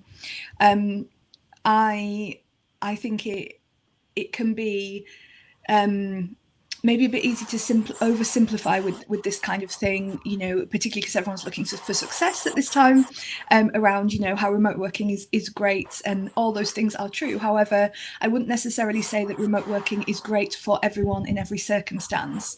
So I feel like part of my role as a leader is to make sure that we're encouraging diverse voices. So colleagues that are on my mind, for example, are those of whom who perhaps are younger, who are more junior in the organisation, and who are working in flat shares, or people who have been shielding during the pandemic. So for me, there's something really important about making sure we're hearing from all parts of the organisation. And yes, we're looking at data, but also we're making sure we're keeping that qualitative information in there and being aware of people who have experiences that are different from the mainstream. No one size fits all, as you said, Tarek. And I would also say that for some people, talking about this kind of thing and their needs is more comfortable one-to-one. So we've been having a real focus on our line management relationships, on our one-to-ones, particularly making sure we're having conversations about well-being so that we can really understand people's needs and their experiences of home working in the round, technology being part of that, but also what has it been like for them in their working lives and their lives more generally, and then making sure that we feed that stuff up. We talk about it as managers, as a group of leaders, again, to make sure that we are looking at the data, but we're also making sure we're understanding people's qualitative experiences. Yeah, I think there's a general shift away from decision by committee, because I think decision by committee can often lead to quite stifling of innovation. So, I mean, to that point there, in the question raised by someone in the audience is that, you know, try the best way to move forward is to move away from that model and have a real set of principles and guidance that really focus on the employee or the user, the end user. You know, if you're putting the end user first and prioritizing against that, then decision by committee should fade away, really should be irrelevant. Makes sense. Can I challenge that a little bit? I think we still need, I think when we take decisions, we need to take decisions together in a, you know, in our case, it's, we talk about IT, HR, comms, when it comes to kind of big changes. But what I've seen a change is that they all talk about the user experience, right? So when we take the decision, we will not take a decision unless we really have great input from employees doing user testing and getting, you know, really doing that properly, looking at all employees, you know, looking depending on what kind of persona they have or what role they have. So that has changed. But when we take the decision, I think we still need to work together within across the functions, so we take the right decision across the functions and with data, I guess, data driven with the right data. Yeah, with employees first. Yeah. Actually, I'm gonna throw in another moderator power question here. So this is a real challenge for a lot of my customers. Some have been better at it than others. I think it largely depends on their adoption of cloud. One of the challenges they have is really profiling user groups, understanding from an experience standpoint, an application requirement standpoint, certainly on the hardware as to what kind of hardware they need, if there's any accessibility challenges, things like that. They will all use a plethora of tools, insights, and get user engagement, stuff like that. What if you were speaking to an organization who admittedly knew they needed to improve on this and had no idea where to start? Do you have a starting point of how you would go and profile those user groups? If I start, I would say make sure you have good data, because you need to know, have good data about the employees, usually coming from the HR system. And that data needs to be available so you can really utilize that data and look into roles, functions, experience, you know, who they are, you know, where they work, etc. Because if you have that data, it's actually our employees. You can slice that. So that's one way. And then, of course, you can run studies to look into how employees are actually working. I mean, if you're working in finance, you're probably more focused in some tools, and you're more looking into, you have a different ways of working. If you're working comms HR, you love Jammer, you know, that kind of stuff. So of course, when we run studies like that within Electrolux, we usually come up with, I would say, 6-7 different personas, and that doesn't change that much, because I think the work is quite different depending what you're working with, right? So you know, and Coley working with manufacturing and the factory floor is quite different from me working with communications on group level. So I think understanding the employees, having the great data, and do the work, then you can get good personas. Nice. Anything to add, Rebecca or Tarek? I appreciate it was a random question I threw in. No, I think, well, people data, 100%. You can't, that's right, Ralph's right. The people data needs to be right. And that's where often many organizations fall flat, because they don't treat their customer data the same way they're treating their people data internally. And I think also you've got to, like Ralph said, augment your people data, probably look at skills, things like that. You know, try and build. I mean, what we're doing at Legal & General is we're building almost people profiles a bit like LinkedIn, but internal ones where you can put your projects, your skills, your hobbies. So we really get to know people, but then also it makes everyone connect easier for products or for work or for projects. So we're trying to build that sort of mentality where you have your almost personal brand, which will help with the people data space completely. So yeah, I completely agree with what Ralph said there. And just to add to that, I think you need to create different user experiences, of course, based on what you get. So, and then you also need to tie into the processes. So let's say you have the recruitment process and you hire a new employee. Of course, a new hire should be treated differently from one that's been using your digital tools for 10 years, right? So because they should be onboarded into HR content and whatever, you know, digital channels and learn when to use what, etc. So I think we need to be better at personalize the experience, personalized and you know, based on who you are and where you are currently. So that's super important. And that's the rise of the digital adoption platforms. So the DAP platforms now, you see there's a whole landscape of them now where they take people a bit like car sat nav, taking you from A to B. Now it's taking employees through their entire journey. So, you know, we're exploring using tools like WalkMe to help us through these kind of digital adoption challenges. And it's going to be the future, really, guiding people everything through self-service. Exactly. One thing I'll say, Tarek, and this is, you may already be doing it. We have those profiles at Google.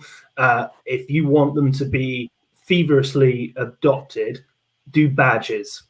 You wouldn't believe the culture at Google. People will go and collect badges. It'll be from attending things like compliance training, from my name having a prime number of letters, silly random things like that. And honestly, it is, no pun intended, badge of honor. So if you want people to do that, I can promise you right now it works. It's quite, then again, it might be a googly thing, I don't know, but it definitely works. So I guess I'm mindful of time here. So I think really I would probably ask one more question, then a final wrap up one, assuming we have time. So obviously a lot of organizations have reacted in certainly the Q2 of this year and into the summer. There's been some holiday. Everybody seems to be coming back now, and the board and the leadership teams are starting to go, right, we've done the new normal. What's the next normal? Where's our strategy going with remote working? What you know, is this something we could sustain? What do we need to innovate on? What's possibly going to block it? What's your I guess collective thoughts on what are you considering now, and what are you thinking about moving forward? Rebecca, I'm happy. Yeah, I'm happy to start on this one. Yes, we are grappling with that, and I have to say I can't tell you the answers for us or for anyone else yet, because we're working it through. There are a couple of themes for me. One is about thinking about the blend. So, you know, if we are moving around with a bit more freedom, if people are returning to be in workspaces, how do we then manage a mix? I talked about how we've gone from, at least in my team, most of us in the office, most of us in one place, then to all remote, and that being a change for lots of us, but really a really good experience for our home workers. So for me, the big question is, how do we work in a way that's more blended, but in a way that is truly inclusive, so that encourages people, involves people who are still home workers and, you know, at home all the time, people who are in the office occasionally, people who are at home but want to get together for workshops, say, or for sprint planning. So that for me is the big question: is how do we find a way that's more blended, that is really functional, and also not just how do we do this as a leadership team, although, you know, of course that lots of it does fall to me and my leadership team colleagues, but how can we do that as a collective?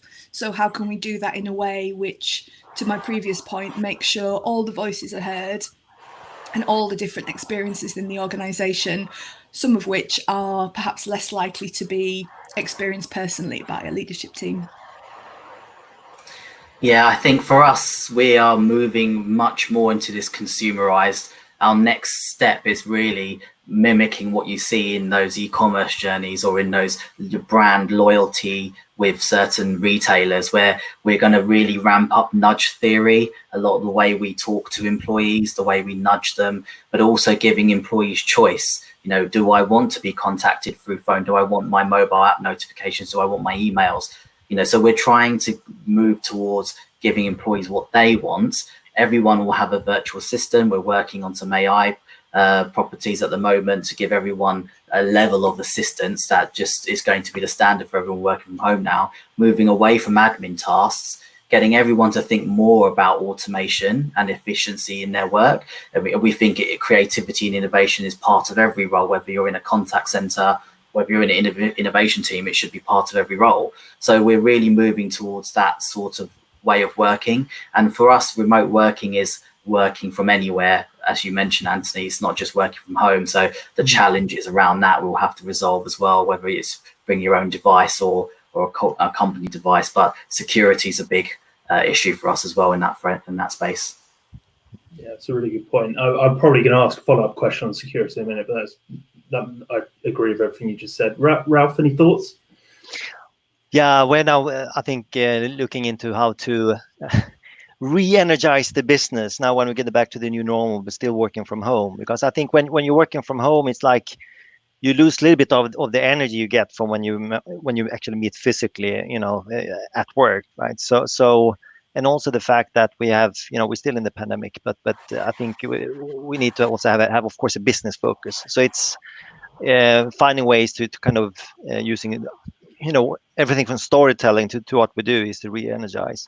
The other one is how to constantly drive change through a digital setup now when we can't physically travel and meet, right? So as I said earlier on, like normally we fly to a city and we meet for 1 day to workshop and we come up with an action plan and then bye.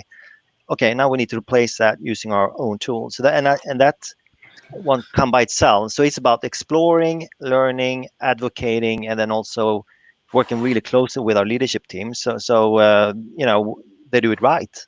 So but I think we need to dare to test. We need to, you know, explore more. Yeah, those two items.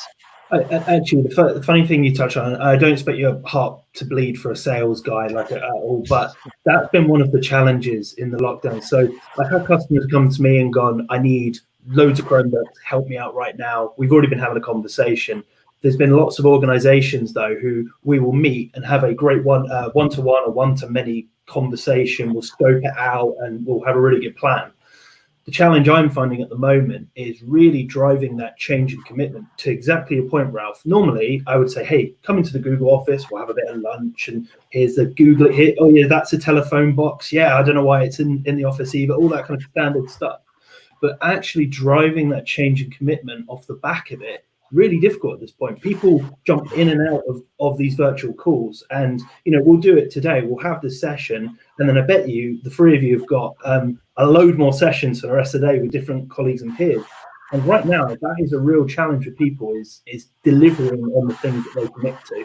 So I just think I wanted to comment on that because that's something I've observed as someone who's engaging lots of external organizations at the moment. So one question I did have on security, and I don't want to wrap up on security. I've been told we've got a little bit more time, but in terms of security, you know, that's gone from something that it was someone who would be in the corner of an office, that's a security person, go talk to them, to elevating to a management leadership, and then basically a C-suite conversation. How are your organizations adjusting your security postures to facilitate remote working? What have you had to do? I mean, within financial services, we're heavily regulated as it is, and security has always been a blocker for innovation, if I'm frank. I mean, for all of us, we've always used compliance and regulation as a blocker, and it's no different here, really, with the remote working. It can go, I've seen organizations go two ways. So you have the heavily surveillanced organization where they don't trust their employees and they're monitoring keystrokes and activity on the screen, things like that. And then you've got the opposite where it's kind of been quite free reign, and you've got employees kind of just creating shadow IT and just doing what they want to work around problems. So there's these real polarized views at the moment on this. I think for us, the key is always you have to put security first, of course, your company's liabilities, but at the same time, you need to give employees that flexibility. For us at Legal & General, we had to make the decision that, with bring your own device, it's a lot less safer for us because of the nature of the documents, the financial information, customer data we have. It made sense for us to use company devices and maybe provide more devices, invest in devices that way, so that we can quickly wipe, for example, if something was to happen, as opposed to bring your own device. So we've always had that battle there with can I use my personal mobile, for example, versus my, a company mobile. And it's been a challenge for us there, for sure. Yeah, and actually, that's a really good point. I have fairly strong opinions on bring your own device. It's something that has been talked about since the term consumerization of IT started rolling around about 8 years ago. I think from a mobile perspective, it makes sense. I'm seeing it's interesting. I'll be interested if the audience is seeing this as well. I quite often see organizations go, we're going to use BYOD laptops or devices because ultimately we kind of shift the accountability to the user. And we've all kind of said it on the call today. Users aren't technologists. They kind of just want to get their job done. They don't really care what they're using. They just want to get at their apps and their bits. And actually, very timely, this is not a plant. I actually had Google IT furnish me with a new device this morning. So I'm going to plug this in this afternoon. But really, the security of that has got to be paramount, and it's such a tight consideration, because if you have to keep layering on more surveillance, more security, it makes the user experience worse. And actually, it's a little bit creepier almost when it's in your home. You kind of wonder, you go, well, okay, how much is my work and environment looking at me and what I'm doing? So that's interesting, and I'm definitely seeing that in financial institutions. Yeah, we've had a real redefining the contract with the employee, because to your point, it is the contract with the employee. You're more accountable. In the office, it's a ring-fenced environment. At home, my children could hear what I'm talking about. They could hear facts or figures, or someone on the phone could see, hear something, or, someone walking past could see my screen. So it's very different. You have to really have those principles and the contract with the employee defined up front. I'm sure the others on the call have had similar conversations, but that's where we're going in this direction with security, rather than putting heavy surveillance on devices. Yeah. I think the good news, is that I would say our management will acknowledge that we need to take the investments, and we're taking the investments that you need to take to really have strong security but a great user experience. And I think the signals we get is that we need to keep investing in this, because this is a new normal. We're working from home, and we need to have a great user experience and also great security. So I think the good news is that we're willing to spend money on this, so which is important. Because otherwise, you might end up with great security with a crappy experience, or vice versa. Careful, Ralph. Don't say you want to spend money with a salesperson on the call. That's a dangerous thing. And actually, shameless plug. I know that the whole session, the whole days in partnership with Cro Enterprise, that's really where we've been helping customers. One of my biggest customers is a retail bank, one of the major big four ones. They've deployed best part of 12,000 Chrome devices as a choose your own device, as a remote working solution. So I know I'm not going to repeat all of the sessions. I'm sure bookending this, but it's something that we're seeing, and we're helping customers do at scale. And it's, for so many organizations, it's users who they've never been able to justify a digital presence or digital experience for before. And it's really, how do you introduce that in the most simple, straightforward, secure way possible? So definitely something that we've been working on.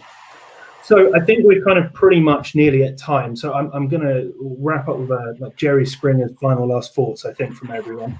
I think that my final comment at the moment is, to your point earlier, Rebecca, I personally, I'm as I'm sure you can tell, I'm quite extroverted, and I found it quite challenging myself working from home. I miss meeting customers.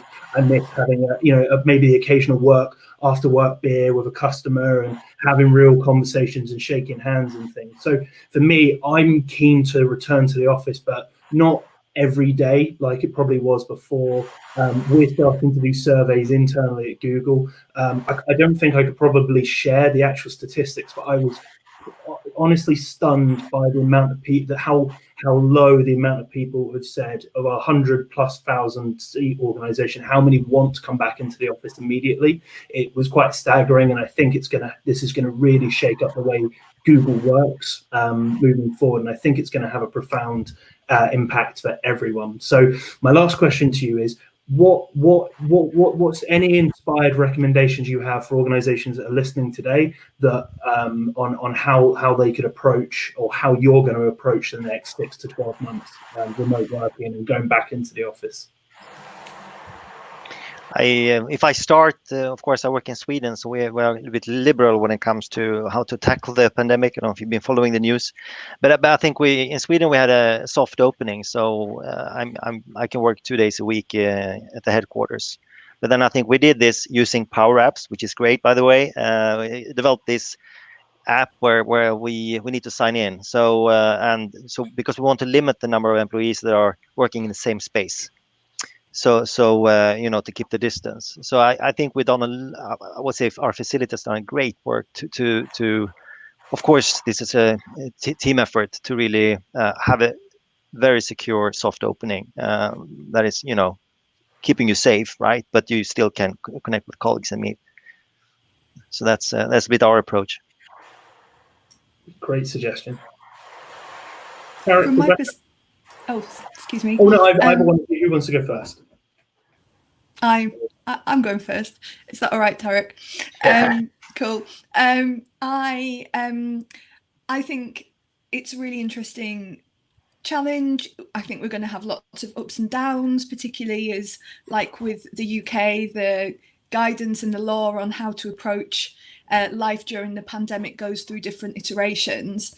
For me, one of the core questions, which I'm mentioning because I feel it perhaps doesn't get the attention it deserves, is around how do you keep that sense of team? How do you keep those personal connections going when, it's been 6 months now, it might end up being longer. We may never be, all together all the time in the way that we have been. So as someone in a leadership position, that's the thing that I'm most concerned with.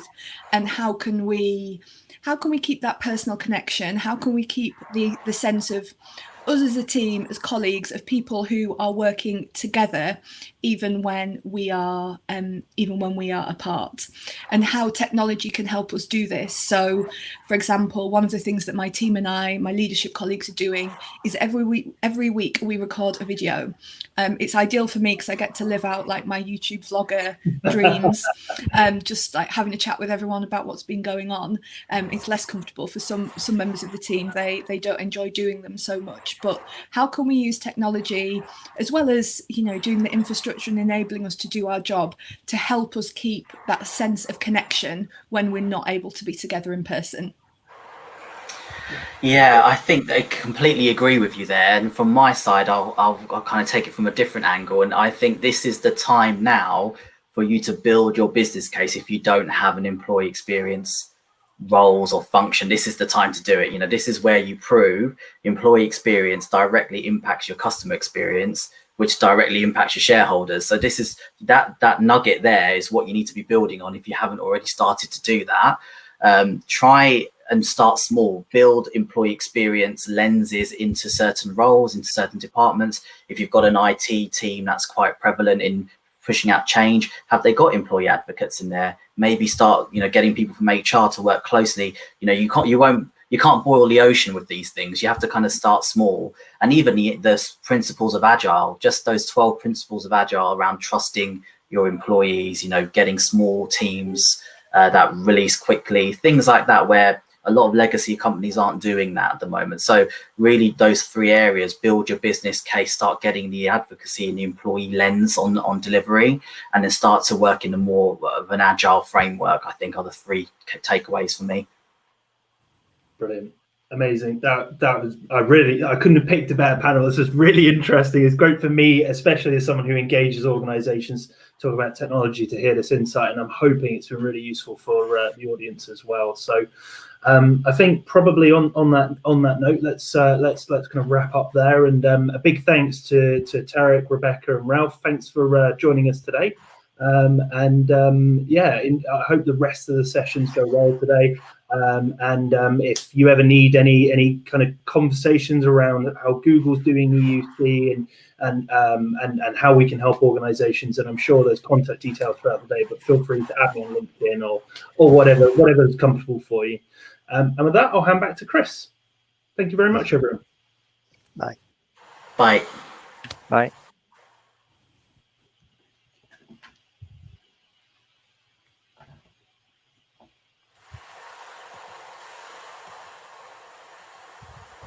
Thank you very much, Anthony. I appreciate that. Really good discussion there.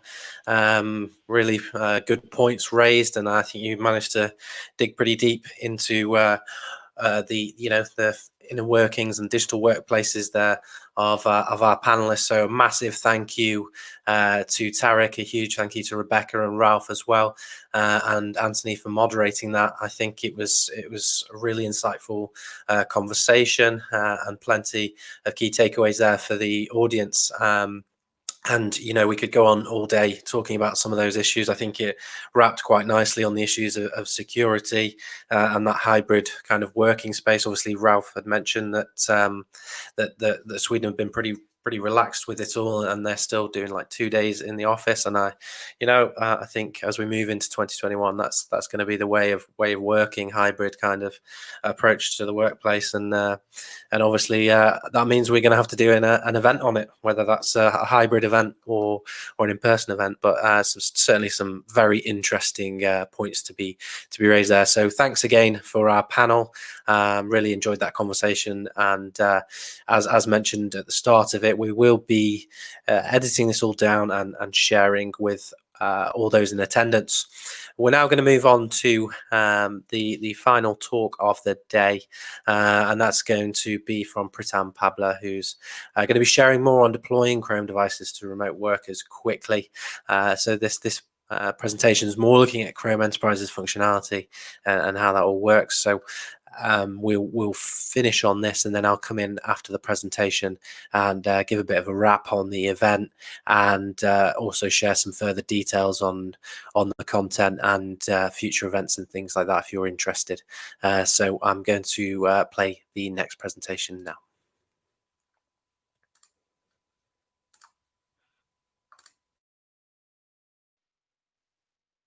In the previous webinar, you heard Mike Wyatt present on how to keep businesses running even while working from home and how to empower users with a Chrome solution. Now, in this webinar, I will take you through step by step on how to get devices deployed to your remote workforce.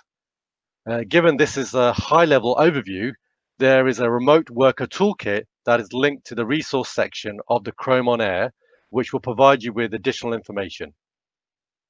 You can also visit the Help Center to download the Quick Start Deployment Guide that covers the 5 steps that we will be discussing shortly.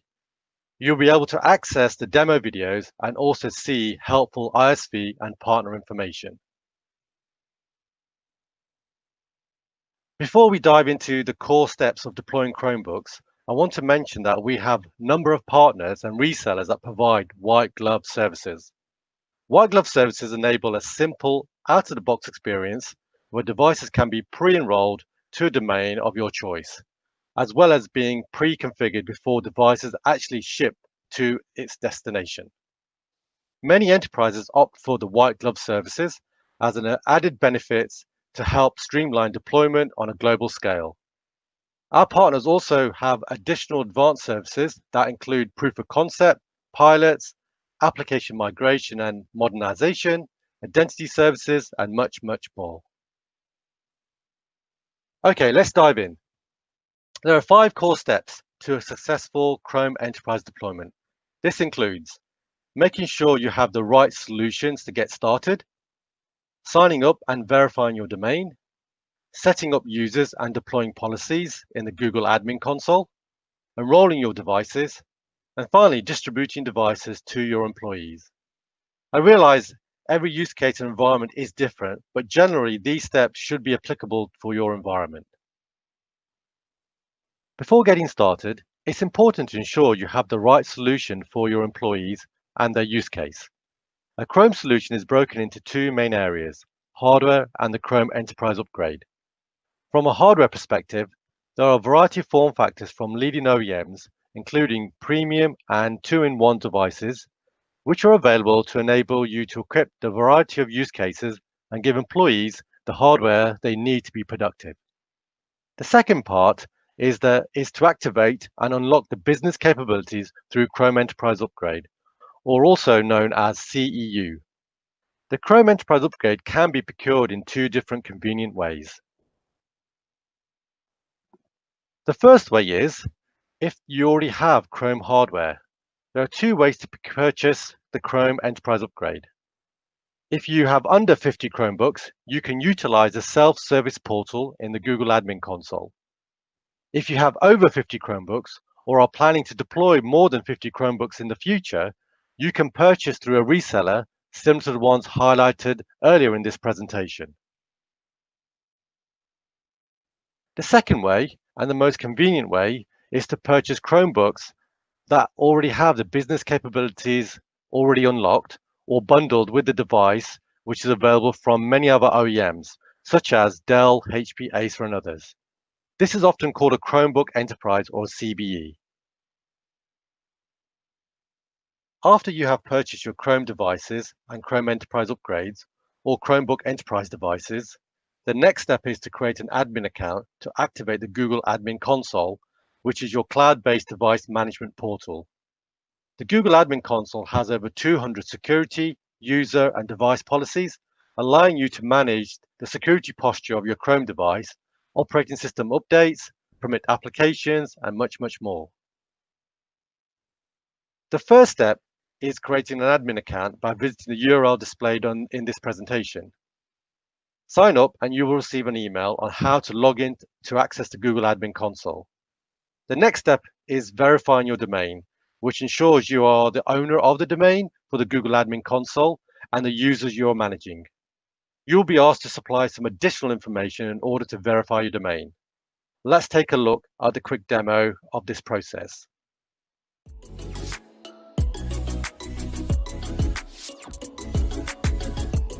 Domain verification is important to ensure that your Chrome Enterprise Management capabilities are available and unlocked. In this video, we're going to show you how to verify your domain.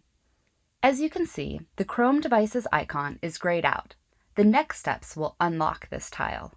After logging in, navigate to the Google Admin Console homepage.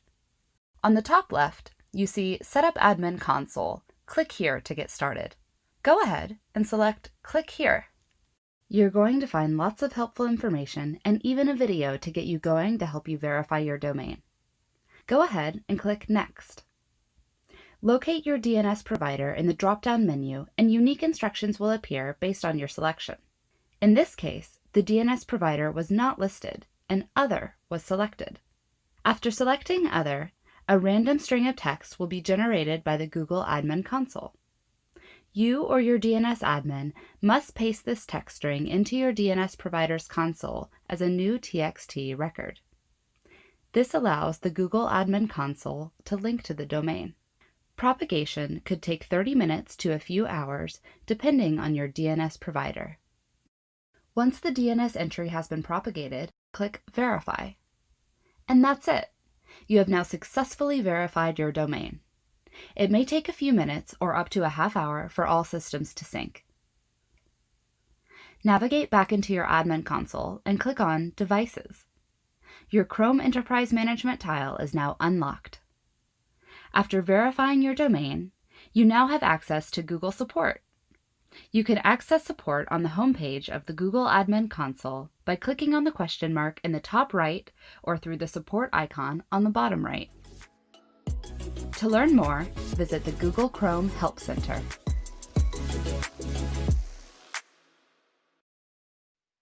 Now that we have verified your domain and have access to the Google Admin Console, let's take a look at setting up users and policies.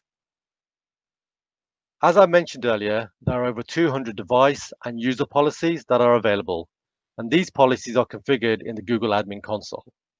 Deploying apps and extension, device settings, and network configurations are a small list of examples of these policies. Let's take a look at another quick demo that will cover the basics of how to navigate the Google Admin Console and set some of these policies.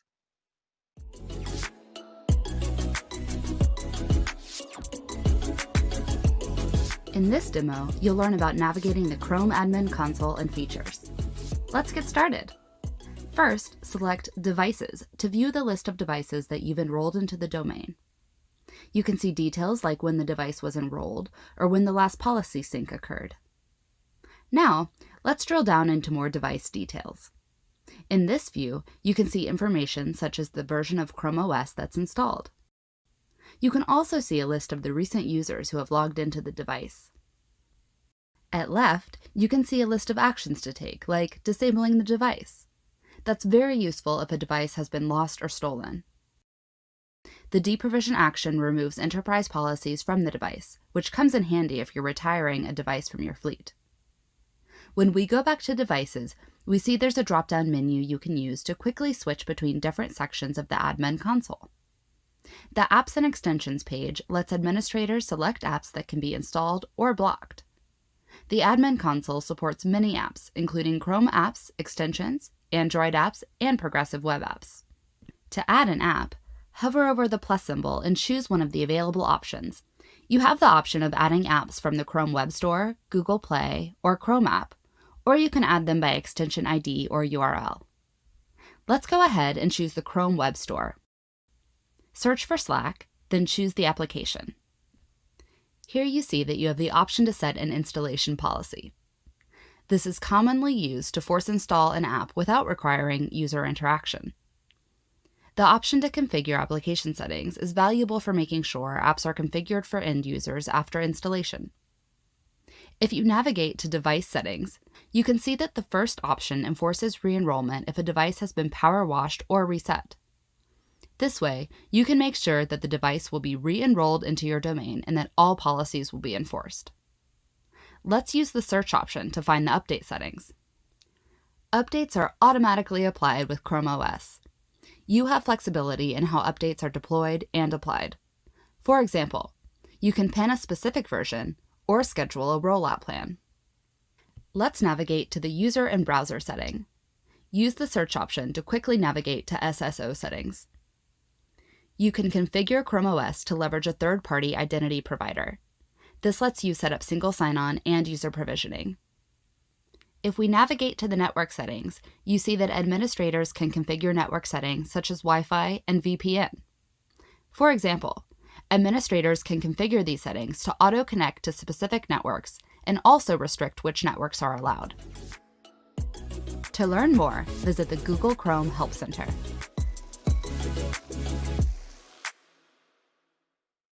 Now, there are multiple ways to deploying Chrome OS, and the recommended approach is to add users either manually or through a CSV file. As a cloud-native device and with cloud profiles, policies you assign to users and devices are automatically downloaded and configured at the first login and sync across their devices. Chrome Enterprise also allows for other modes like Manage Guest Session and Kiosk mode. Because of the shareable nature of Chrome OS, one Chromebook can be set up for multiple modes in parallel while ensuring security and privacy for all. Having the right policies in place will ensure a productive end user while securing access to important company data. For your users, configure network settings, allowing proper network level access either remotely or at a corporate office. For certain use cases, consider using Chrome Remote Desktop, which enables users to access their desktop from anywhere, and a tool that is often used for providing support by IT. And most importantly, make sure remote workers have access to apps they need by force installing and pinning icons to make the most of their productivity. Chromebook Enterprise combines the end user benefits of Chromebooks with the business capabilities of Chrome OS for IT to power the cloud workers, allowing users to work securely and effectively from anywhere. From a business and security perspective, some important areas to consider are default idle settings, which enable admins to set timers for screen locking, enforcing Google Safe Browsing as a default policy, which takes advantage of Google services that checks pages for potential threats, enforcing restrictions around data exfiltration so that USB mountable drives can only be read and not written to. These key areas are vital to protecting your business data, and Chrome Enterprise enables admins to enforce these policies within a matter of minutes. Now that we have procured devices, access to the Google Admin Console, created the necessary user and device policies, and created users, now it's time to enroll your devices. Enterprise enrollment ensures that your Chrome devices are managed. Again, many enterprises leverage white glove services through a reseller, which allows distribution of devices on a global scale. The following quick demo will highlight how quickly enterprise enrollment works for Chrome devices.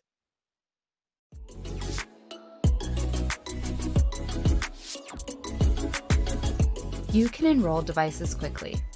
Let's walk through the steps to enroll your Chrome devices. Since Chrome OS is a cloud-native operating system, all you need is an internet connection to Enterprise enroll your device. Simply connect to a wireless network and off you go. Once you're connected, Chrome OS will check and apply the latest security patches and operating system updates in the background. When the Enterprise updates are completed, start the sign-in process. To Enterprise enroll your device, select More Options at the sign-in screen and choose Enterprise Enrollment.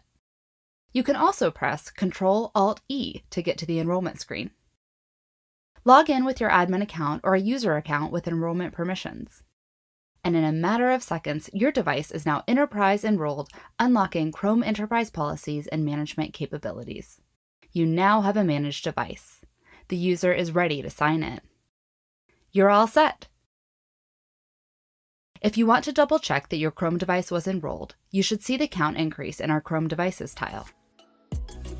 To learn more, visit the Google Chrome Help Center.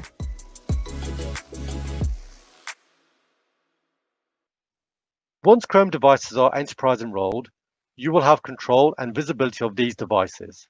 You can now simply distribute these devices to your end users. As we start to wind down this brief presentation, I realize there are many other platforms in your organization other than Chrome OS. A browser, in a lot of ways, is the new desktop for employees.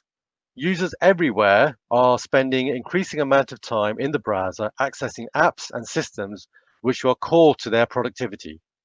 And now that we are familiar with the Google Admin Console and user policies, you can manage Chrome browser through the same console across other platforms in your organization.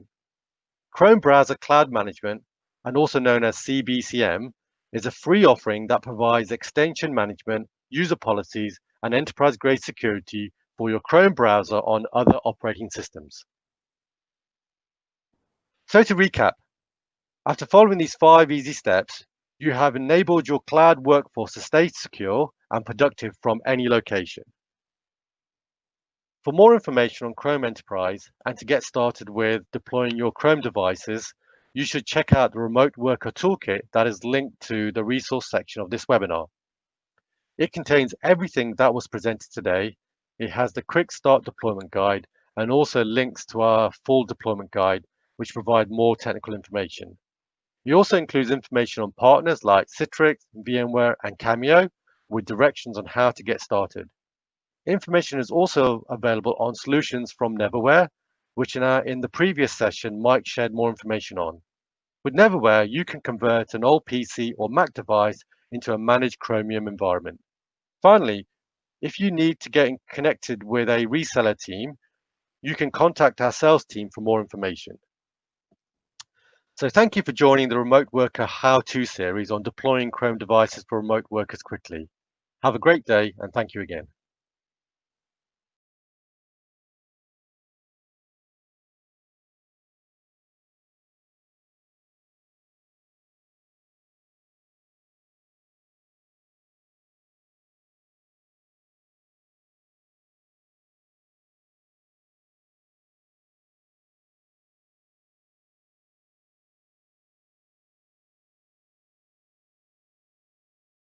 great insights and presentations from Chrome Enterprise, finishing off there with a bit of a demo on what they're trying to achieve and put out there. So that will be shared as well. What we're going to do now is to get all the presentations together, edit it down, and share that in an easily digestible format. So expect an email a little later today where you can watch back the morning presentations, also the panel discussion we just had, and also that fireside chat between ThirdBridge and Chrome Enterprise earlier this morning. So we're going to work hard now to put all that together and share on email that with those that were registered. If you are on the stream and you didn't register through the website to receive that, if you want to register at through the website, which you can navigate through that Beyond Buzzwords website. We're back next week. We have an event on the Digital Transformation Conference. It would be usually a big London event that was taking place, but we've moved it to our online format for British summertime. And then in the following month, early October, we are bringing a European event online, and beyond that, North America and Asia as well. So do check out raw-media.co.uk for our calendar and sign up for those events. We've got a good mix of industries and speakers going live next week as well, with some great conversations to be had. Big thanks to Chrome Enterprise for supporting this and for partnering on the event. Great sponsorship from them, and I hope some of you have learned a bit more about their solution services and found use out of their insights and kind of thought leadership pieces on remote work, employee experience, and user computing. I think the panel discussion was great, led by Anthony from Chrome Enterprise as well. Really dug out some great content from our panelists there. Big thank you to all the speakers today as well. It was wonderful to be joined by you and to be able to have a conversation live on air about your various various approaches to the digital workforce. So for me now, that's it. I'll be back next week, as mentioned, on the Digital Transformation Conference, and you can expect an email from us shortly this afternoon on all that content from today, and then some contact points should you wish to get in contact with anyone from Chrome Enterprise as well. So for me, that's it. Thanks for joining us. Really appreciate it. Hope you found use out of it, and as mentioned numerous times, hope I can see you next week. Thank you so much.